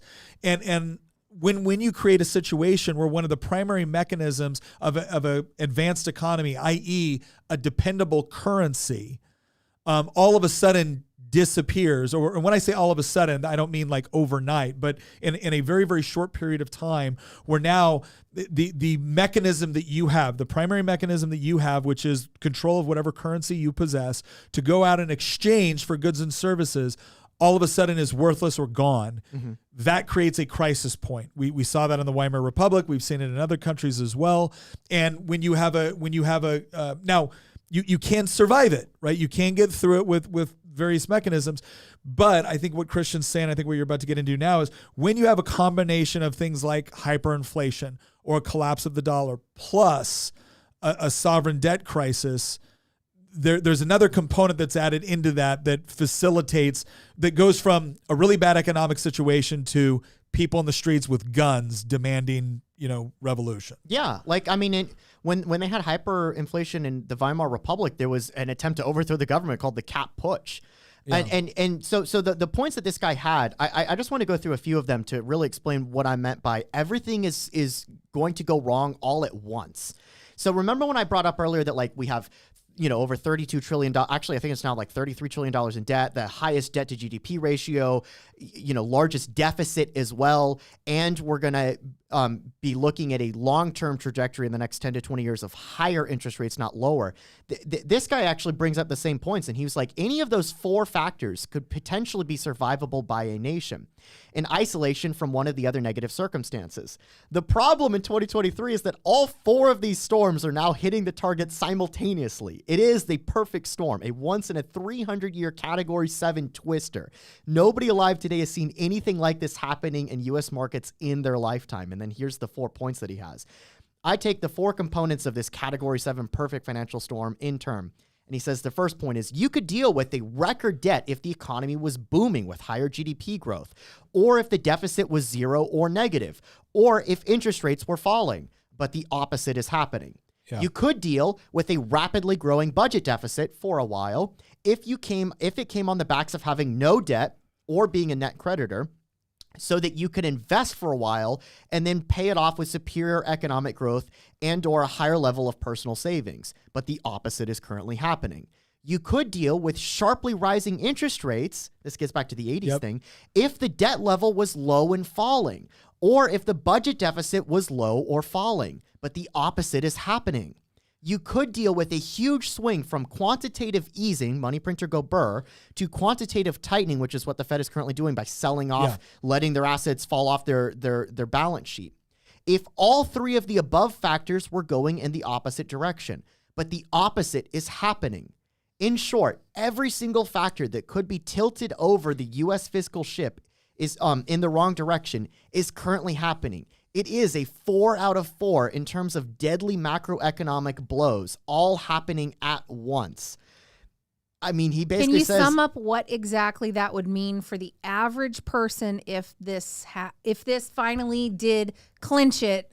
What would that mean for the average person, and what would their individual responses look like that would make that a catalyst? What do you think they'd do? You go to the store and you try to buy eggs, and you see that it costs $10,000 for a carton of eggs. Well, okay, let me put it another way. you get your Social Security check, but it's meaningless because the amount of money that is actually mandated to you by the federal government can no longer keep up with inflation. So your Social Security check is meaningless. It pays for nothing. Same thing is now true of Medicaid and Medicare. So now you can't. Now the three major consumptions of non-discretionary spending in the United States is essentially worthless. So now you have a significant portion of the voting population which can no longer rely on things that they were told they could rely on for both their health and their basic sustenance.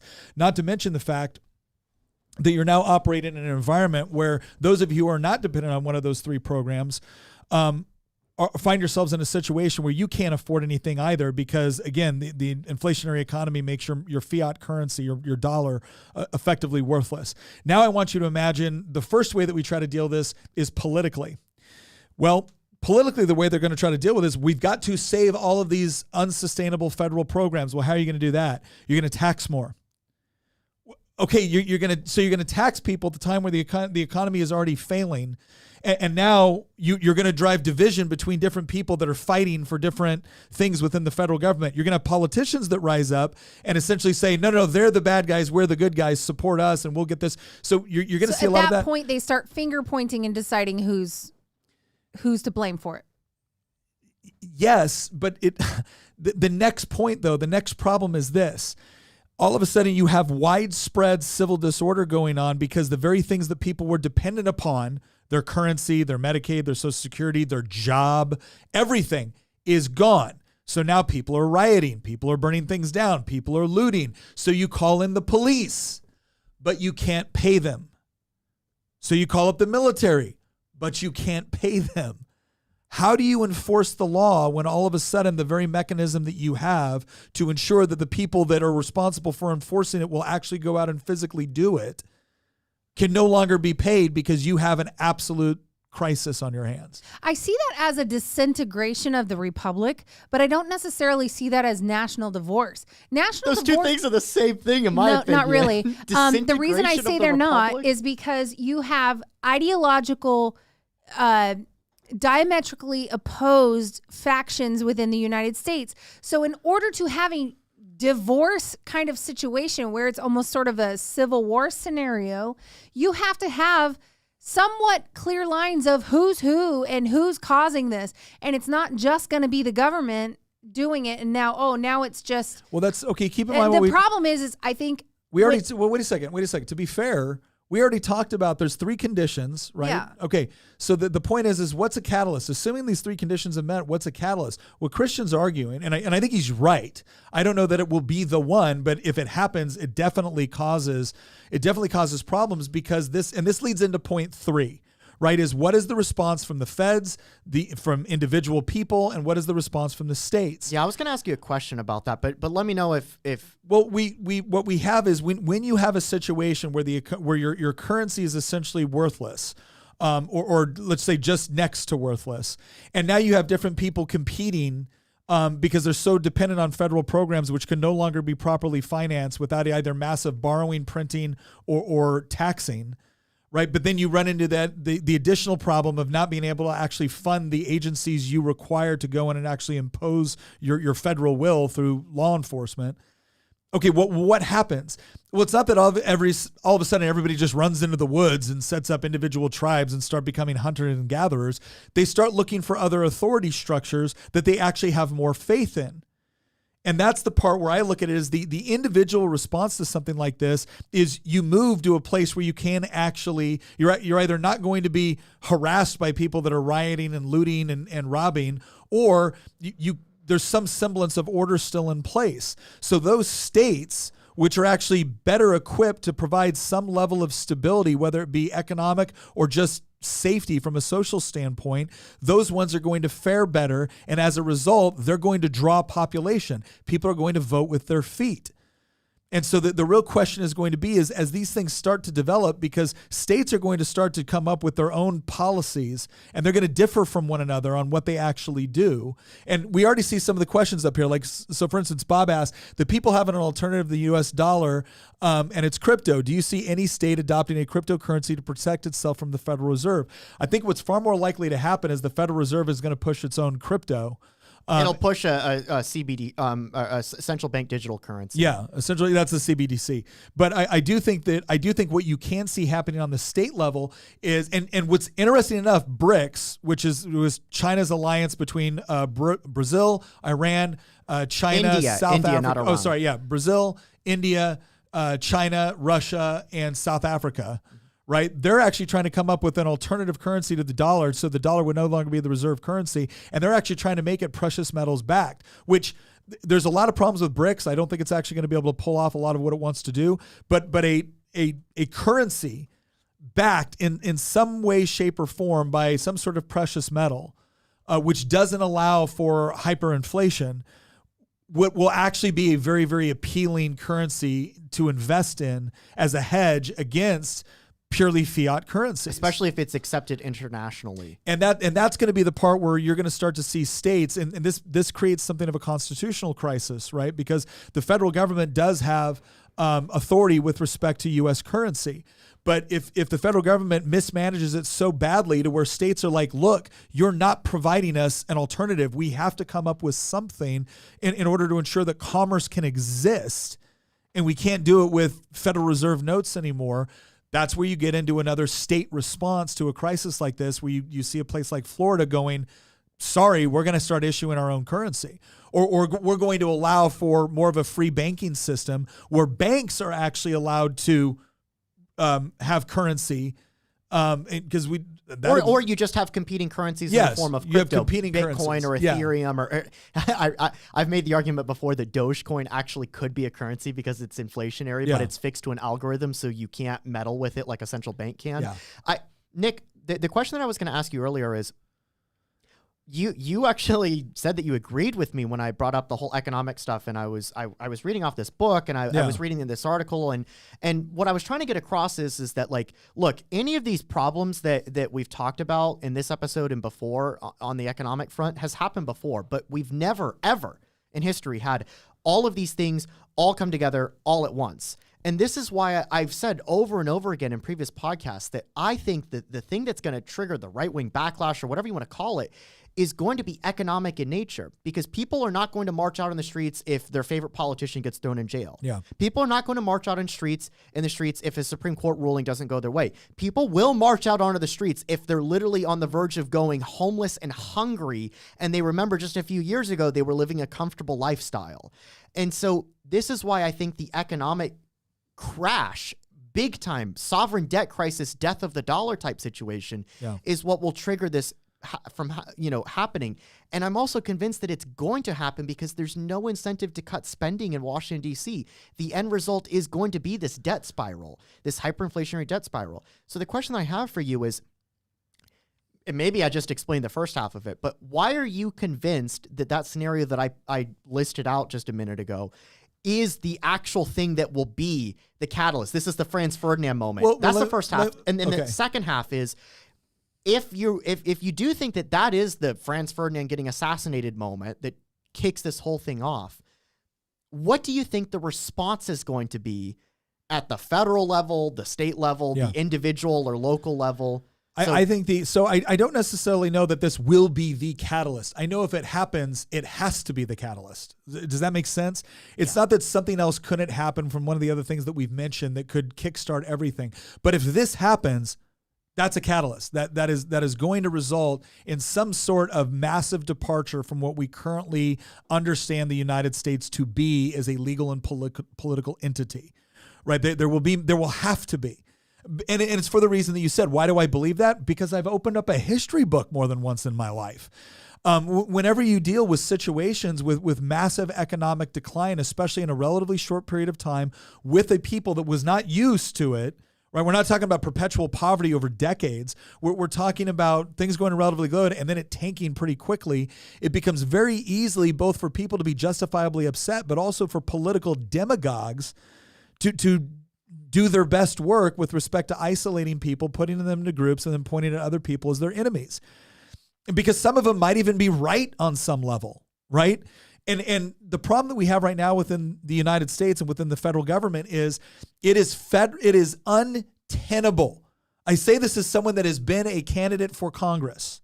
It is untenable to go out there and say federal spending on non-discretionary programs like Social Security, Medicaid, Medicare is unsustainable, and that these programs are fundamentally problematic. It's not that they've just been mismanaged. It's not that we don't pay enough in taxes. It's not that we don't have enough economic growth to sustain them. They are fundamentally flawed at a level where you cannot sustain them in perpetuity with the way that they're currently constructed. You just can't. The incentive structure is wrong. I said that Social Security has been run like a Ponzi scheme, and I had the amount of Republicans, people that agreed with me theoretically or in principle. Nick, you can't say that. I'm like, but it's true. Yes, but people are going to think that you're anti-Social Security. That's why we're doomed. And that is the point. That is the point. Because speaking the truth equals political suicide. When you have gotten to the point where you can look somebody in the eye and you can say, I am sorry that you were sold a bag of goods by the federal government on these programs, but they're not financially sustainable, and here is why. You know what response I get back? And FDR knew this when he instituted. The response I get back is, but I paid into that. I'm owed that. And the idea is that, well, if I'm owed something by the government, well, then clearly by law, they have to come through. Laws don't change the fundamental nature of reality. If the federal government no longer has the capacity to make good on their promises, they don't get to pass a law which says, we've made good on our promises. They can do it, but it won't change the fundamental reality of the fact that you can no longer buy bread. And that's the part that people are going to come to a very, very hard realization on if we don't make some sort of massive correction. Now, the question, to answer the second part of your question, the reason why it's so fundamental and will be the catalyst if it takes place is because it will affect everybody on a fundamental level. Except for like the extremely wealthy or those in political power, it'll take longer to affect them because they'll be able to escape. But they're even going to have problems with it as well. But once you have massive social disunity like that, and you already have a culture that is no longer as close-knit as it used to be by the institutions which used to define it, like religion, marriage, civic organizations, or even at this point, a dedication toward the idea that our national level institutions are fundamentally secure, right? When that's gone away, you're going to get fractionalization. You're going to get a lot of problems. And then the question will be is what will individuals do at that point? Well, individuals at that point are terrified. They're looking for some level of security. What will the federal government try to do? The federal government will try to reassert itself as the overriding authority, but their capacity to do so will be severely diminished. What will states do? Some states will side with the federal government because that's what they've done, and they don't know how to run any programs without federal dollars anyways. Other states will reassert their own authority and jurisdiction and start to question the sort of power that the federal government has. And those states are going to be in a position where they're going to be able to provide some level of physical security, social security, and economic security. And what I don't know is how individuals respond to that, because I know the initial desire will be get from the economically, socially, and physically unsafe areas, unstable areas, and get to the ones that are safe. Leave the states where people are rioting and burning things in the streets and get to the states that seem to be functioning relatively securely. The problem is what happens when they get there? Do they actually recognize? Like, this is the problem we've had before with the locust versus the refugee. The refugee understands what they've left, why they've left it, and are appreciative of where they're at. The locust never seems to realize that it's their behaviors and practices we're actually creating the famine. And so wherever they go, they just create more of it.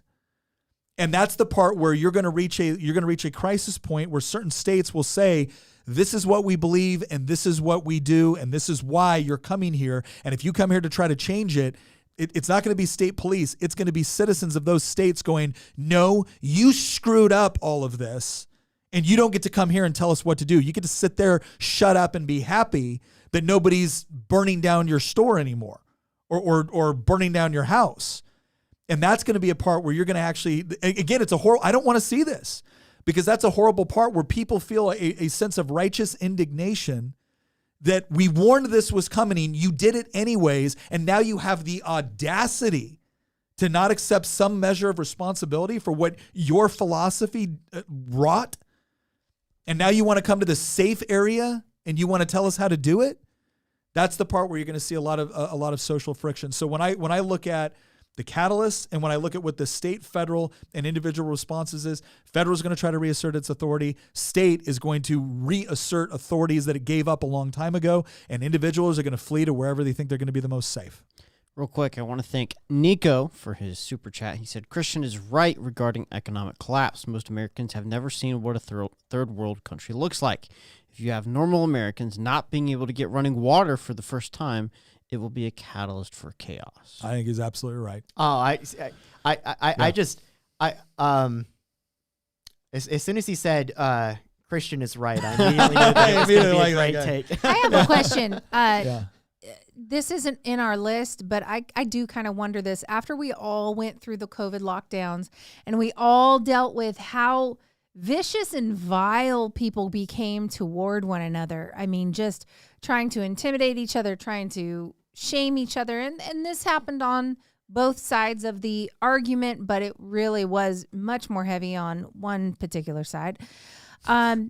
So what I'm wondering is, there was, if you'll remember, we all sort of got swept up into it at first going, wow, how bad is this going to be? And we all started fixating on the numbers. And of course, the numbers were skewed because it looks as though we had COVID here way sooner than they thought. So the mortality rate was completely skewed because you didn't even know that some people, you wouldn't even know they were sick. And so the mortality rate was nowhere near what they were saying it was, the whole deal.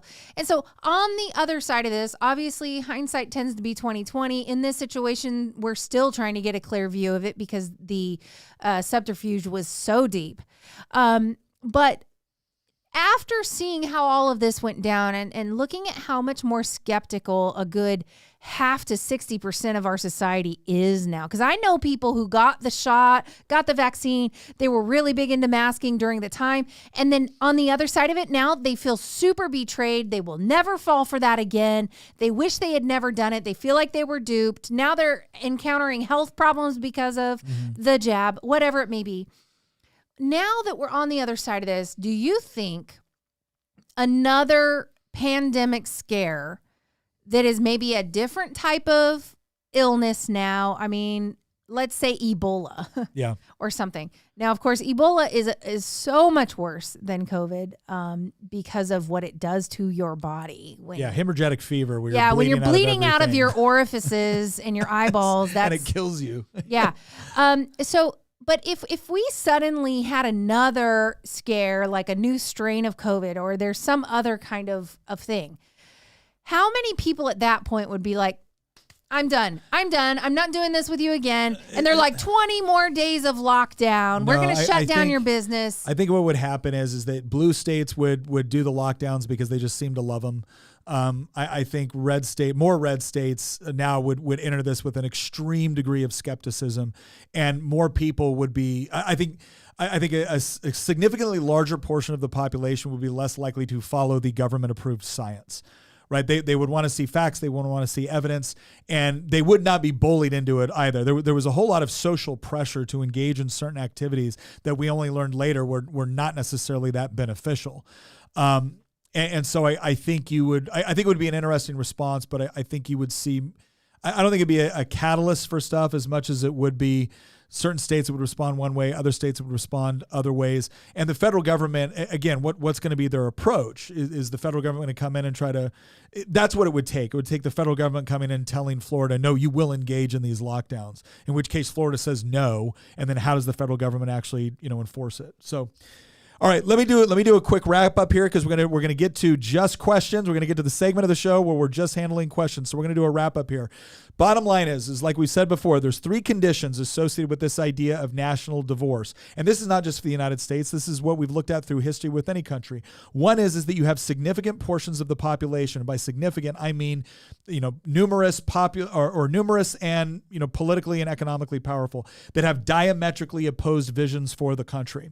Right? They fundamentally disagree on the overall nature of the country. They fundamentally disagree on the institutions of the country, and they certainly fundamentally disagree on the direction that the country should take. We already have that. That condition has been met. The second condition is people start to geographically separate. They start to self-sort into the areas which they feel better reflect the sort of environment that they want to live in. And so within the United States, we know we have different regions that are very different socially, culturally, economically, politically. So again, we're starting to see more and more people that are starting to move to different locations, not simply because they got a new job offer, because the weather is nice. They're actually moving for politically, ideologically motivated reasons, and that is very, very different. However, I don't think any of us believe that has actually happened on a level that would be sufficient to actually have a national divorce take place. But the pendulum is swinging more in that direction, where people are moving for the politics, not just the weather or the job opportunities. That leaves the third condition. And the third condition is, again, we talked about diametrically opposed visions for the country, both where we've been and where we're going. It's one of those sides taking such significant control of the federal government. That means the House, the Senate, the presidency, and the Supreme Court, to where they can essentially ram through whatever they want. Now, there's two things that are required here. One, they have to have that level of political control. And two, they have to actually use that level of political control or believe it's appropriate for the federal government to impose that on the rest of the country. Right now, that largely resides with the left wing of the political spectrum, but there are elements within the right that are also saying that, hey, they're willing to impose that as well. But if one side gets control of that and decides to ram it home through things like court packing, that's going to be a real problem. And then we discussed the catalyst. I think the main catalyst that is a surefire way, and by that I mean, if it happens, we're going to see massive problems, and we're going to see the most likely episode for national divorce is the one that Christian brought up, and that is significant economic collapse. Now, that doesn't mean that there couldn't be a lot of things that would, facilitate greater division if Trump was jailed, but Hunter Biden got a pass. If the left wing got in there and they packed the Supreme Court. If the Supreme Court did something that was seen as so egregious that states decided to push back against federal law or push back against federal edicts. All of those things would be contributing factors, but I'm going to have to, my personal opinion is, I think Christian's accurate. Once you get a combination of those things, plus a significant economic collapse, that's where you see all of this coming to a head. And the real question is going to be, what do various entities do about it? I think the federal government is going to try to reassert their authority, and I think they're going to be willing to use violence and coercion in order to do it.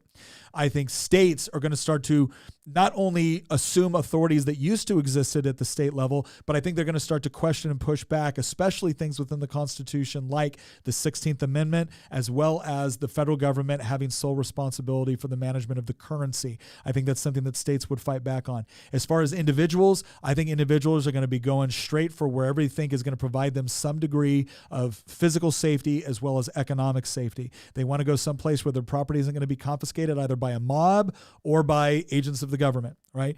Now, I don't want any of this to happen, right? I'm not a doomsdayer. I don't want any of this to happen. I want us to understand historically what has happened in other countries so we can prevent it from happening here. And the next episode that we're going to do on Thursday is actually going to lay out specifics, things that people can do at a federal level, at a state level, and at an individual and a community level, at a family level, things that they can do that actually reinforce what I believe are the best aspects of what it means to be an American. And this does mean things like respecting individual liberty, respecting things like free markets, respecting things like property rights, and actually teaching your kids to be able to appreciate these things and to be able to live within a society that is so close-knit, right?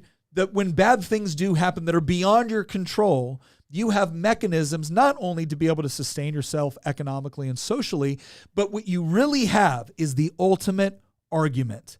Because when things are going really bad, people are automatically going to search for what is actually working. In the midst of the chaos, what is working? And we think we have some ideas to be able to put across to our audience that we want input on, but we think we have a mechanism that can actually help facilitate that, to once again make the greatest argument possible, which is not just the words that you use, but the way you live your life and how it reflects and interacts with reality in order to present good solutions.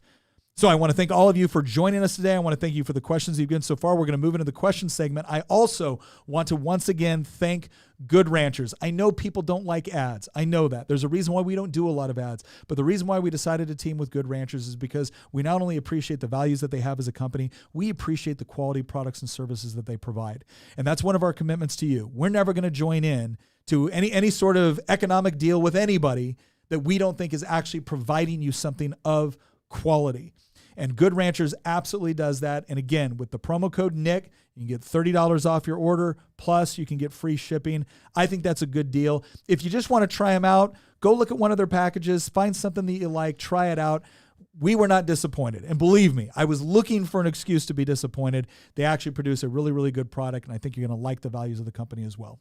Once again, thank you for joining us on this episode. For those of us on our audio platform, thank you again for bearing with us. We know that the episodes have gotten a little bit longer. We've had some people talk to us about that, but we think we're having good conversations. We hope it's worth your while. We are now going to move into the question segment on our YouTube, Rumble, and every other channel. Once again, thank you for joining us. We'll see you next episode. For everyone else, let's get to some of the questions. All right. There was a question asking if I would become dictator. Okay. Yeah. I never got a chance to answer that. And no, I don't believe in dictators, even if they're me. It was a super chat. Let me go back and find that because I want to show the super chat. Okay. But hold your answer because it was a good one. Okay. So we're going to prioritize our Rumble and MTA folks here for a little while. We apologize for seeming to have ignored y'all for a little bit. Intensive Care Bear, very active member of our circle chat, which you can join at the link in the description. She says, will we ever get a positive episode again? Or are you changing the name to making the argument for depression? Y'all are killing me.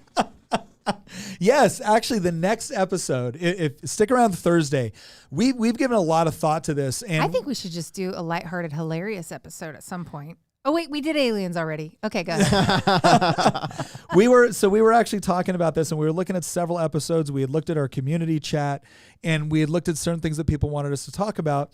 And we had also looked at some of our episodes that have been popular before. And one of the things that we decided is the reason why we were going to do this one is because we did want to address some of these major issues. But then we wanted to follow it up with an episode that we actually are all pretty excited about because we think it's going to provide all of us an opportunity to work on a project that is not just esoteric in the sense that, go out and vote better, right? It's not that.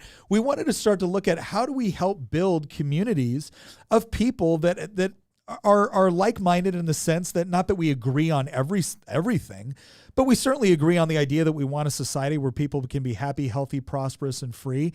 And how do we facilitate greater conversation among that? And how do we facilitate things like the sharing of skills, right? The sharing, like creating a marketplace.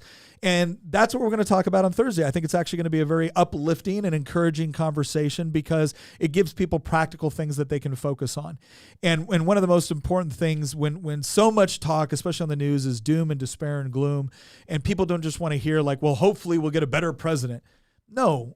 What are things that we can do on an individual level? And we're going to actually be sharing some of the experiences that people have had on our community chat, as well as some of the other people that we're actually starting to work with a little bit more, because I think it is going to lead to something that you're going to enjoy. So stick around for Thursday's episode. Okay, this is a question from Rawl. He says, how would a national divorce affect the National Guard? So that's interesting. The National Guard used to be, we used to have much more reliance on state militias, which didn't receive as much federal funding. Obviously that changed throughout the course of American history, but it's interesting. If you read anything about the Civil War, you'll realize that the vast majority of like the Army of the Potomac, which was the Union Army, the Federal Army, was not federal troops. It was the 200th Pennsylvania, it was the 20th Maine, it was the 1st Massachusetts. These were all state militias which had been called up by the federal government in order to participate, obviously, in the Civil War, right? And you saw the same thing within the Confederacy, the 7th Virginia, right? The 22nd Mississippi. We moved far away, and the reason why we moved far away from the idea of the old state militia model was in large part because of federal funding. So now your National Guard still, the governor is still considered the commander-in-chief of your local National Guard, but the federal government provides so much of the funding and can call them up and federalize the National Guard. There's actually been a movement lately, and it's something I'm very interested in, called the Defend Our Guard Act. And one of the things it's attempting to do is to reestablish the National Guard not simply as another mechanism or arm of the regular army or the regular military, but to put certain restrictions on how the National Guard can be called up and utilized. Now, if you pass that, the threat from the federal government is going to be you're going to lose federal funding. What will be interesting to see is which states are willing to say, you know what, it's worth it.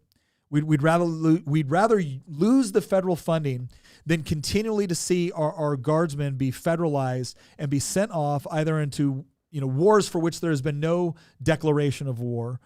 And we're willing to take the federal loss. I think that would actually create a much closer relationship between National Guard units and the states that they come from. The other thing that you're starting to see, like in places like Virginia, we have a Virginia Defense Force, which is completely separate from the National Guard.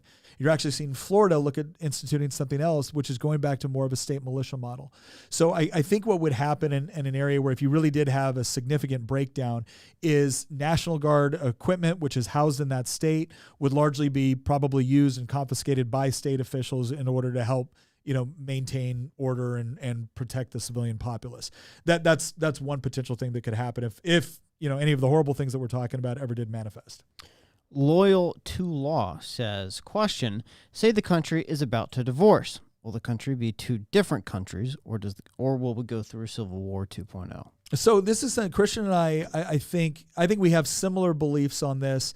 I don't think let me put it, I don't think you would see, and I hope you wouldn't see something where you would have, two different countries or maybe multiple different countries. It was fascinating. When Trump got elected, it was the left in California that was holding up signs saying that California is a nation, not a state. And so you actually had a very small, very limited movement in California, again, very, very small. But this idea that, well, look, California is the fourth largest economy in the world. Why shouldn't we be our own country?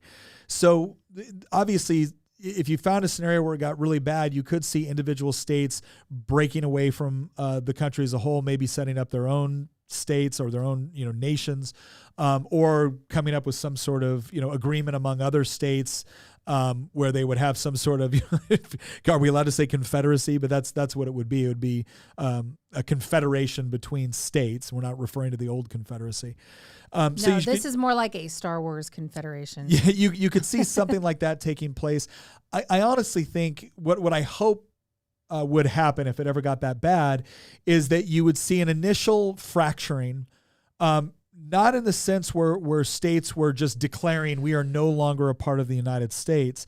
I think what you'd have is more of a constitutional crisis and the federal government recognizing that it doesn't actually have the ability to impose its will in the way that it did either in the 1860s or at other times in American history.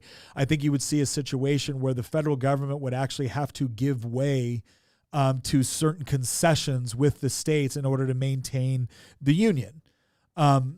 So that's what I think is more likely. I think if you got enough states kind of working in cooperation with one another, you'd see a lot of cooperation, I think, between states in the Midwest, states in the South. You might see the other problem that states that might not like this have is that they're kind of isolated from one another. All right, you got Washington, California, and Oregon on one coast, and then you've got New England on the other coast. Well, that's difficult. This isn't a north-south comparison anymore. No, where it won't all the be countries, geographic. Yeah, all the countries, north of the Mason-Dixon line for the most part have good inner lines of communication and supply and whatnot. You wouldn't see that. It would be kind of the New England coast versus New England coast and the West Coast are more ideologically aligned than the rest of the country. Well, when you have contiguous borders, it makes cooperation, collaboration, trade, all of that far more easy than if you have to cross that in order to coordinate activity, economic, military, or whatever else it is. So I think more likely what you would see is the federal government and other states recognizing that, hey, we just don't have the capacity to wrangle all of these people under our will. And so maybe what we should do is actually go back to understanding that, hey, there are certain jurisdictions of the federal government. We need to stay within those. My question would be is what do the states get as concession? And I would say that what states would really need to focus on as part of their concession in order to keep everything intact would be, hey, 16th Amendment either is revoked or it doesn't work the same way it did before. There would have to be kind of a new appreciation for the 9th and 10th Amendments to the Constitution. And I think there would have to be more of a rigorous crackdown on Article 1, Section 8 is your lane. You stay in it. And I think that would be... That's why it seems like the income tax is where everything kind of went, well, one of the issues where we went wrong, because it causes it to be a situation where the federal government can extort the states for, basically refuse to. They get all this money. They refuse to. I think you would see a massive transition. Once states started reasserting their authority over things that the federal government used the income tax, Social Security, and later on the Great Society programs to assert its authority over states. If all of a sudden they couldn't make good on those promises and the states were actually fulfilling a portion of that role, or what I would prefer, the marketplace was actually fulfilling that role, people wouldn't be living in a society where they just assumed the federal government did these things. And so it would drastically alter the way that people looked at their relationship with their federal government. That's my take anyway. I don't think that you're going to get multiple countries. I mean, I said this earlier in the regular podcast that I keep thinking that you're going to get something more reminiscent of the Spanish Civil War. Yeah. And I know that Nick kind of cringes when he hears that because, it was largely fascist versus communist. I mean, I'll say this. I won't say it, but like there's one objectively good side in the Spanish Civil War there's one objectively evil side in the Spanish Civil War if you're on the right.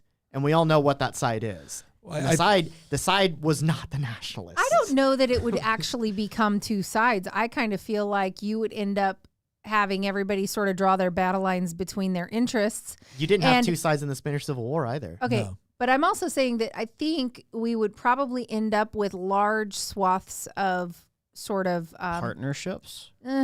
Like that sounds businessy. I would almost say, like, how there's whole sections of other countries that are controlled by militia units or militia people. We would have that kind of situation. I think if it happens the way Christian says, where the dollar is no more, the money has collapsed, it's over.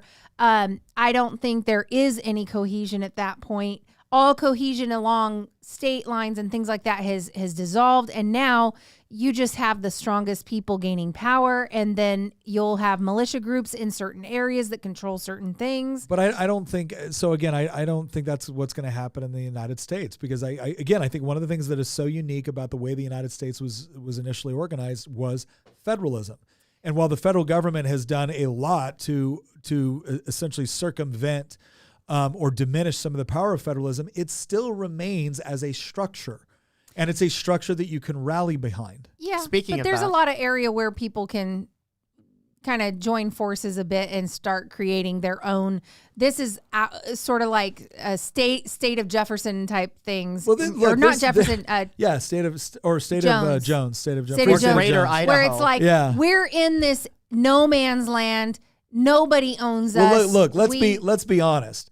There's still hollers in Appalachia. Mm-hmm. You don't just roll into because you happen to be the sheriff, right? You call ahead, right? Yeah. Because So we didn't bring up in this episode. We got to get to more questions too. I know. So we didn't bring up in this episode the possibility of a third way, that like there's no guarantee that even my scenario results in civil war, revolution, or, well, maybe revolution, you could argue, but like civil war, revolution, or national divorce, because I've brought this up to Nick before too, that like, I think something that's very high up on the likelihood list is you get a Caesar.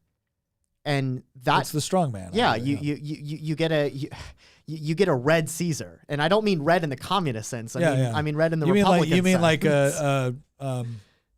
what's his face in Chile? Pinochet? Yeah, Pinochet. Or Franco, but more that, like, remember all the stuff that the left was saying about Donald Trump, like when he came along, this guy's a fascist, dictator, like, and then Trump wasn't any of that stuff ultimately. But like, no, you could get somebody that actually is all this stuff that the left genuinely thinks that the right is. Yeah. And somebody like that can come along. And if you got the right spun up hard enough, yeah. Well, this is why, like, when hyperinflation hit in Germany, there was an attempt before the Nazis, 10 years before the Nazis, there was an attempt to overthrow the Weimar Republic called the Kapp Putsch, and it won for like 2 days. The army took over the government, And then, the socialists shut the whole country down because they just had trade unions, just go on strike. And then the whole thing fell apart because they literally couldn't have like the telegraphs work or the phones or the trains work. And so it fell apart because of that. But like that is an example of an attempted political strongman on the right attempting to take power because of a massive economic crisis. And it only failed because trade unions shut the country down. Unions. And we don't have unions running this country. Thank God. Let's make that. So Ben Dillon asked. I need to go over to Rumble right quick. We've got to keep our people happy over there. And remember that if we don't finish by 3, Christian won't be able to order off the lunch menu at the Mexican restaurant. He said we had to invite 3. Okay. Roya on Rumble asks about the locust and refuge. Is there a way to actually differentiate them from the get-go, or do we need time to see who's who when they immigrate? I think it's usually pretty obvious. They're pretty obvious. It's usually pretty obvious when people. So again, Tina and I they're the ones bringing soy dogs to your barbecue. Do they even come to the barbecue? Yeah, if they say anything about kale, right? No, I think. So Tina and I came from California. It doesn't mean that we don't like Northern California, Chico, California. It doesn't mean that we don't love and appreciate, things about where we grew up, and California is a beautiful state, but it's being destroyed. Mm-hmm. And we recognize that. And so when I went into the service and we were looking about where we were going to move, I missed my family, but I didn't want to end up in California because of what I saw happening. I wanted to move to Virginia because Virginia had a lot of the things that I just loved about it from a historical standpoint, from a geographical standpoint. And now I will say a lot of things have changed in Virginia since I've been here. But when I moved to Virginia, it's because I loved what it had to offer and I wanted to be a part of it. So I was thankful that I was moving to a place that was not imposing the sort of things that California was. And I think people could see that relatively quickly when we got here and we were interacting with people and we were talking to people in a church and whatnot. I think there's other people that you can, because we had it happen to us. Where we lived in Northern California used to be very, kind of more small town, rural, agricultural. And then there was a housing boom in San Francisco and a bunch of people sold their 2-bedroom homes for $1 million, moved up to Northern California to get away from the rat race in San Francisco. And then they wanted to join the school board and the board of supervisors and the town council, and they wanted to join the civic organizations. And all of a sudden they were bringing this entire culture that, like, if you loved it so much, why'd you leave?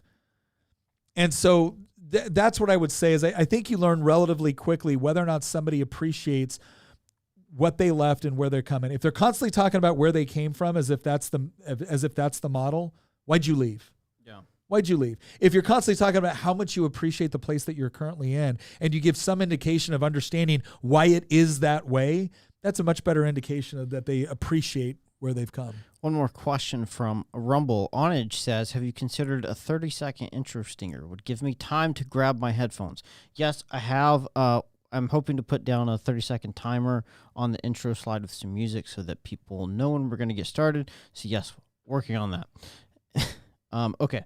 Nick, you want to go back to your channel? Yeah, let's go. Not my channel. We're just going there. Okay, Ben Morrison. Let me see. Does the smaller states like West Virginia that used to vote blue wholeheartedly switching to voting diehard red for the elections classify as a national divorce? Not for the purposes of what we're talking here. We're talking about national divorce in the sense that we're like states actually leaving or having some sort of like major departure from the current constitutional norm. So no, a state simply, changing the way it votes based off of, either changes within the respective parties or the population, it wouldn't be the same as national divorce, at least in the way we mean it here. All right, Bandit 848. If California, Oregon, and Washington broke off from the U.S., how would they handle losing access to the Pacific Ocean? How would we handle? Oh, it says how they, but maybe it's how we. I think it's they obviously wouldn't lose it. They'd have it. How would we handle it? Well, I think there would be two ways that we look at it. Like, one would be, would it be within California, or would it be within California, Oregon, and Washington's best interest to allow markets to still get to their ports? And I think the answer is yes. So, I think we will arm up and we will go on conquest and take over California, boot everybody else off to like somewhere else. Tina's going full Tina's dictator. going to be the strong man, apparently. Yeah, Tina's going full dictator. No, I mean, the thing is that what I think what we all need to understand is that we have to look at things from the level of what is in people's economic best interest. One of the reasons why California's economy is so strong, that's not because all of that wealth is just ultimately generated within California. It's because a lot of things have to move to California in order to load onto ports in San Diego, Los Angeles, San Francisco. They don't want to drastically decrease the amount of exports that can leave from California simply because it didn't come from California. And so they would still have a positive economic incentive to allow trade to go through their borders. It would just probably be set up, they would probably have some degree of tariffs or other excise taxes or whatnot. And so that would allow them to economically benefit, but they'd still probably allow trade to move through. All right, Nick, what are your thoughts on guys like Vivek and RFK? I see a lot of parallels in their overarching beliefs and values and the want to bring the country back together. Does this appeal to you? Actually, I'd love to sit down and talk to Vivek and RFK. I think both of them are very interesting. I will say this. I think RFK is modeled a lot more after what we would have considered probably what we would refer to as blue dog Democrats back in the day. That doesn't mean that RFK and I agree on a lot of things economically. He is far more comfortable with more government control over economic development, over things like healthcare than I would be. But I do think he falls more into that kind of JFK era Democrat where even though there'd be major different disagreements, even though he's not someone that I could ever see voting for, if he were in power, he's someone that, right now we talk about what they call the loyal opposition, which is to say someone that you may disagree with politically, but they still share enough, they still share enough characteristics with respect to what the country is, what the government should be doing, what it shouldn't be doing, processes in place to where you can work with that person on some things, and then you oppose on other things. And RFK seems to me, I could be wrong, seems to be a lot more in that vein of Democrat. For Vivek, Vivek is really interesting. I think one of the things I don't think he's going to be president, but I do think that he's running for vice president. Well, I think what he does is he actually is able to talk about these things, I think, to a broader audience than, like, say, Trump would be able to right now. There's people that when Trump gets on and talks about this, shut him off immediately. I think there's other people that are willing to listen to Vivek, and I'm probably butchering his name. I'm pretty sure it's Vivek. Vivek. That might not be willing to listen to other people. And a lot of the things that Vivek is talking about, there was another question earlier about Vivek wanting to jumpstart the economy by significantly reducing the size of the bureaucratic state and the federal government. I think it's an excellent idea. Most people think that because the federal government starts up a program to foster small business, then that must mean that more small businesses are getting off the ground and starting. No, in many cases, it's just the opposite, because now what you've created is another federal barrier to entry, right? You've created just one more institution or organization that I have to potentially work through in order to get preferential treatment. And so I do think Vivek's got a lot of really, really interesting ideas, and he's worth listening to. He's the most intelligent guy running. But I don't know that he would be my first choice, but yeah. Okay, and interrupt me if we got ones. Otherwise, I'm just keep going through this. Janice Bunn. So I'm just going to ask maybe somebody who's already, when are you going to run for president? We would really, yeah, probably. I don't see me ever doing that, Janice. I appreciate that. I always think it's meant as a compliment, or you just really hate me and want to, for me to ruin my life running for president. But I'm going to assume you mean it as a nice thing. Yeah, probably not something I would ever do. I love this question from Mountain Lady. Do you guys think the reaction to Trump's potential arrest will get the same response as aliens did? You mean everybody's going to call it a psyop? Sorry. Just a little bit salty there. Yeah. Christian was very mad. Sean McCartney. He hates that reality. I have my first daughter on the way. She has 2 older brothers, which I'm grateful for. Any advice you haven't already given for expecting my first baby girl? Thank you. Yeah, Sean. We've done a couple of videos on this. We did one on 3 things I learned raising daughters, where I talk about the two of the people that I had conversations with. Was one, obviously, my wife, about what I needed to do to be a good daddy. And then the other was a guy that I known in the military that was, again, one of the biggest man whores I'd ever met in my life. And my question for him was, how do I protect my daughter from someone like you? And we kind of go a little bit more in depth on that. And I think we're said any advice you haven't already given. Well, I think we're gonna actually do some more videos on this specifically. But one of the biggest things that I always stress to people for fathers with raising their little girls is, The time you spend with them early on is really, really important. I think it's sometimes easy for men to get caught up in this idea, especially if you kind of assume those traditional roles of I'm the provider, I'm the protector. And obviously we provide and protect because we love, but that can kind of seem cold and distant.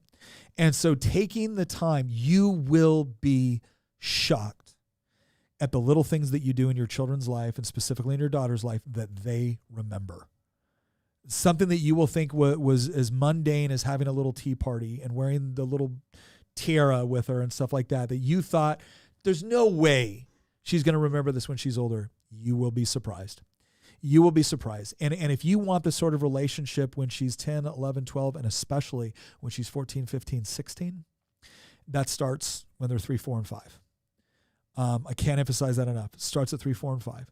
You are establishing levels of trust and love and affection and tenderness that she's going to remember. And as it gets older, she will see you as someone that she can trust and go to. Now, that's going to require different things throughout her life. But in those early stages, be present, do the little silly things because they will remember it. Each one of my daughters has a little nickname. My oldest daughter, I always say sweetheart, or I call her Lilykins or whatever. My youngest daughter is Sweet Pea, and she knows she's Sweet Pea. It was funny. One time, one of the girls asked me a question. I couldn't tell who it was. And so I said, what was that, Sweet Pea? And Allie comes like flying out going, excuse me, I am Sweet Pea. So never underestimate the little things that you can do like that have a huge impact in establishing love and trust, because man, it is going to pay dividends later when you are dealing with boys and friends and things that are far more complex than the tea party. But Nick, the New York Times says that you shouldn't play with your kid. That's if you want to ruin your kids, you could do that. All right, let me see. Wilhelm, is the Trump indictment left attempt to keep him from running in 2024? Yeah, I think for most of the left, that's what this is. I think for some people, they honestly want to see the perp walk. They want to see him. They want to see him in an orange jumpsuit and in jail so bad. They don't want to keep him from running. They want him to be the nominee because they're convinced that he's the easiest candidate. I think that is true of half of them. I think that is not true of the other half. I kind of think they want to use him as an example much like putting heads on pikes, right? Use him as an example to the rest of us to be like, don't cross us. And I just feel like it's not going to have the effect they wanted it to have. I think there's some truth to that. I think that some people see this as a way of they see Trump as the personification of the worst insurrection since the Civil War, and they want to send a message that you will not be tolerated, and we'll show you. I think they see Trump as what happens when our side decides it's not going to be walked on anymore, and they want to put us back in our place and be like, we will walk on you if we feel like it. We will tread on you. Yeah. And I think that that's what they want. They want to send that message and get people to cower back down. And I just think it's going to do the opposite. Yeah. Jim Ross, I want to thank you for the super chat. He goes, experts are influencing the bureaucratic and political elites, and not just one state or country, but many wealthy political protected groups exist in a different reality from the realities they impose on those they govern. I think that's especially true. And I will tell you this, I think it's been especially true, and this sounds a little weird, but since we went off the gold standard, this is one area where if you understand how to manipulate an inflationary economy, you can actually benefit pretty significantly from it. The thing is that most people don't. Most people rely on a very, very stable currency. Other people love when the Federal Reserve is just printing out and throwing dollars around. And I think it's actually created, again, I am not anti-wealth at all. Like I get so tired of people pretending like because someone's a billionaire, they're poorer. When in reality, if someone does a really good job in a market economy, they get to be a billionaire because they've done the best job using scarce resources in order to provide the products and services that people voluntarily chose to purchase. But we do see a situation where you see this connection between government and certain people within within industry that get themselves special protections. And that I think is one of the most obvious protected classes we have. And the problem is not capitalism. The problem is not free markets. The problem is cronyism. The problem is QE. And quantitative easing.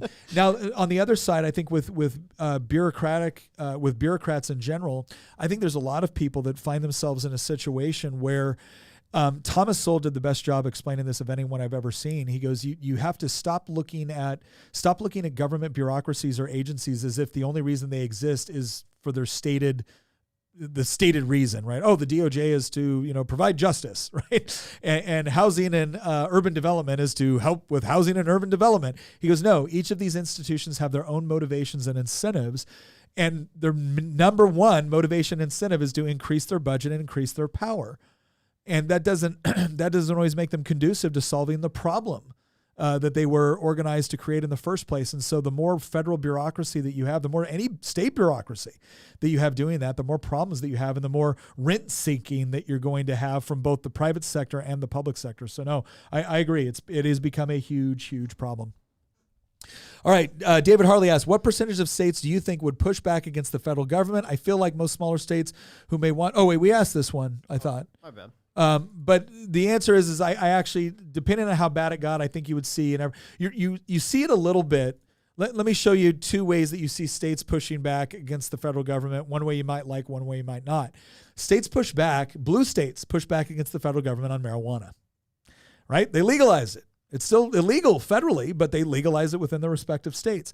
Here's another way that you've seen states kind of pushing back against the federal the government. Florida, Arizona, Texas, taking people that cross the border illegally and shipping them to sanctuary cities, which, by the way, I thought was overall a brilliant move, because what it did is it forced sanctuary cities to live with the consequences of their policies instead of just shifting it off to other people. And now all of a sudden they're realizing that they're at a crisis point and they haven't even begun to deal with some of the problems that the states that they've forever stuck their nose up at have.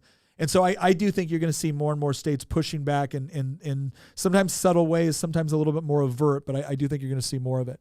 Nick, let's get 3 more in if that's okay. All right. Are you picking or are you just telling me 3 more? No, okay. I got one right here for you. Try to like be concise.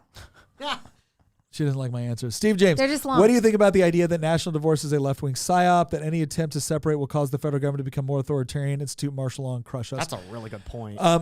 Look, I think that I do think we've already seen instances where the federal government is through federal law enforcement agencies have encouraged some of these like really just kind of crazy far out there groups to engage in activities. Like I want to say the whole kidnapping of the governor in Michigan. That was like literally the federal. The Alphabet Boys were the ones who basically planned this to entrap these people. Yeah. And then they took them to trial and they failed. Yeah. And then they retried them and then got them convicted. So honestly, in my opinion, and it's controversial to say it, but like in my opinion, that was a total miscarriage of justice, I feel like, where the federal government entrapped people. It is one thing. It is one thing for a federal agent to infiltrate a group in order to report on what they are doing. It is another thing for the federal agent to essentially be instructing and providing guidance to the group. I mean, that's a little bit, it's so immoral for the federal government to radicalize people and then entrap them in something and then arrest them and prosecute them when they're the ones who did the radicalization in the planning of this fake plot thing. Like so actually I think it's a very legitimate point that, and by the way, this is something that Woodefelt has brought up in his right-wing backlash video when he was like, my message to the right is don't try to... don't go crazy. Don't go crazy. And I brought up when we did that episode that they don't need to go crazy. The right does not need to storm the Capitol January 6th style. They need to wait for the debt crisis to hit. And then there'll be a vacancy a power vacuum that they can fill. Well, look, the bottom line is what I want is for my country to be successful and peaceful and the whole deal. I don't want there to be one side like, that's what I want. I want my country to be successful. I want to win. Okay. Obviously, I think winning is necessary to be successful, Christian. What I'm saying is that nothing that we're talking about should be encouraging people like, oh, this is why you need to come up with your own little militia group and do it. I'm not saying go start a militia group, but that's not what we're talking about.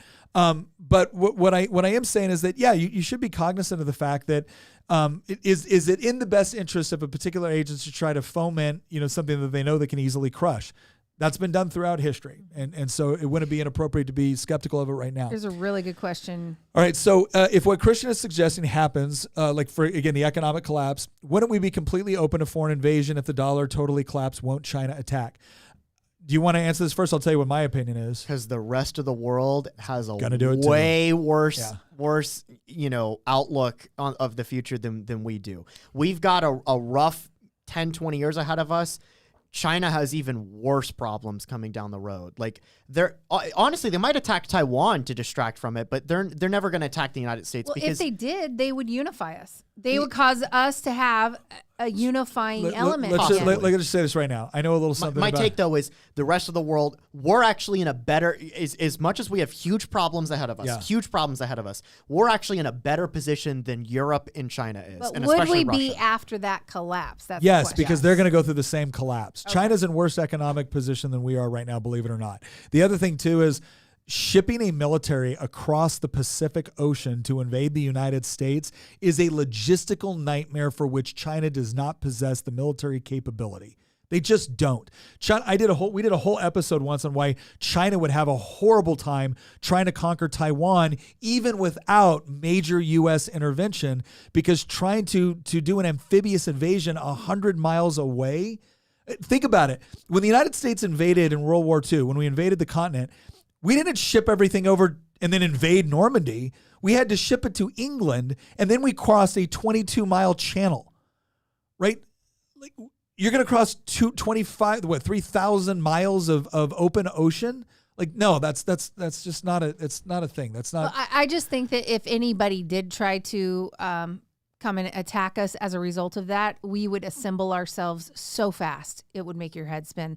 I mean, having a common enemy to go up against will unify a country real fast. Yeah, I don't see that being a problem. Okay, let me see. Red and Black S10. What countries would you advise? Look, I'm sorry, I'm gonna need more context for that question. Ben Morrison, does the smaller states like West Virginia that used to, we already answered this one. Go. You need to scroll way down, brother. All right. All right. Thoughts on the justice system being pointed at President Biden for treason and President Trump for his sedition? Commanders-in-Chief committing either by the UCMJ, warrant, or trial court martial. I don't. Here's the problem right now is I don't think I think people are getting a little bit tired out of all this stuff. I don't think there's going to be some sort of crazy thing that they go after. I mean, obviously the DOJ is currently going after Trump for both things. They've gone after classified documents. I think they've gone at some campaign finance component. They've also gone on now with respect to January 6th. Commanders-in-Chief committing like using the UCMJ to try to go after a president is just I don't think that's going to be a thing. All right, I think we've gone through all the questions that I see at this point. So here's what I want to do. I think we've already done our wrap-up, so I'm not going to redo that. But what I would ask you to do is, again, if you've looked at this, if you think it's interesting, if you think that this is something to potentially be, considering, and most importantly, you've got the question of, like, what do we as individuals do about any of this? Because hopefully none of us want to see this actually happen. We would like to see our country essentially go back to, just being the sort of place where we appreciate the fact that we can have differences. And the only way that we're really going to be able to do that is if we don't have a federal or even state governments, for that matter, constantly intervening on what should be individual decisions, constantly mismanaging economic development, constantly mismanaging our currency, right? I think most of us want to live in a world where we can be happy, healthy, prosperous, and free without constantly having to look over our shoulder with who's going to be in charge of the government next and how is that going to directly impact my personal life? How is it going to impact my kids' education? How is it going to impact my healthcare? How's it going to impact my business? Like, that's not the sort of place we want to live in. Most of the reasons why people immigrated to the United States throughout our history was not because there was some large benevolent federal government that was going to hand them goodies all the time. They came to the United States because they were going to be able to provide for themselves without some noble or bureaucrat or apparatchik coming in and confiscating what they had worked hard to create. And that is what is special and unique about the United States. It's not just the government or the political apparatus that we have.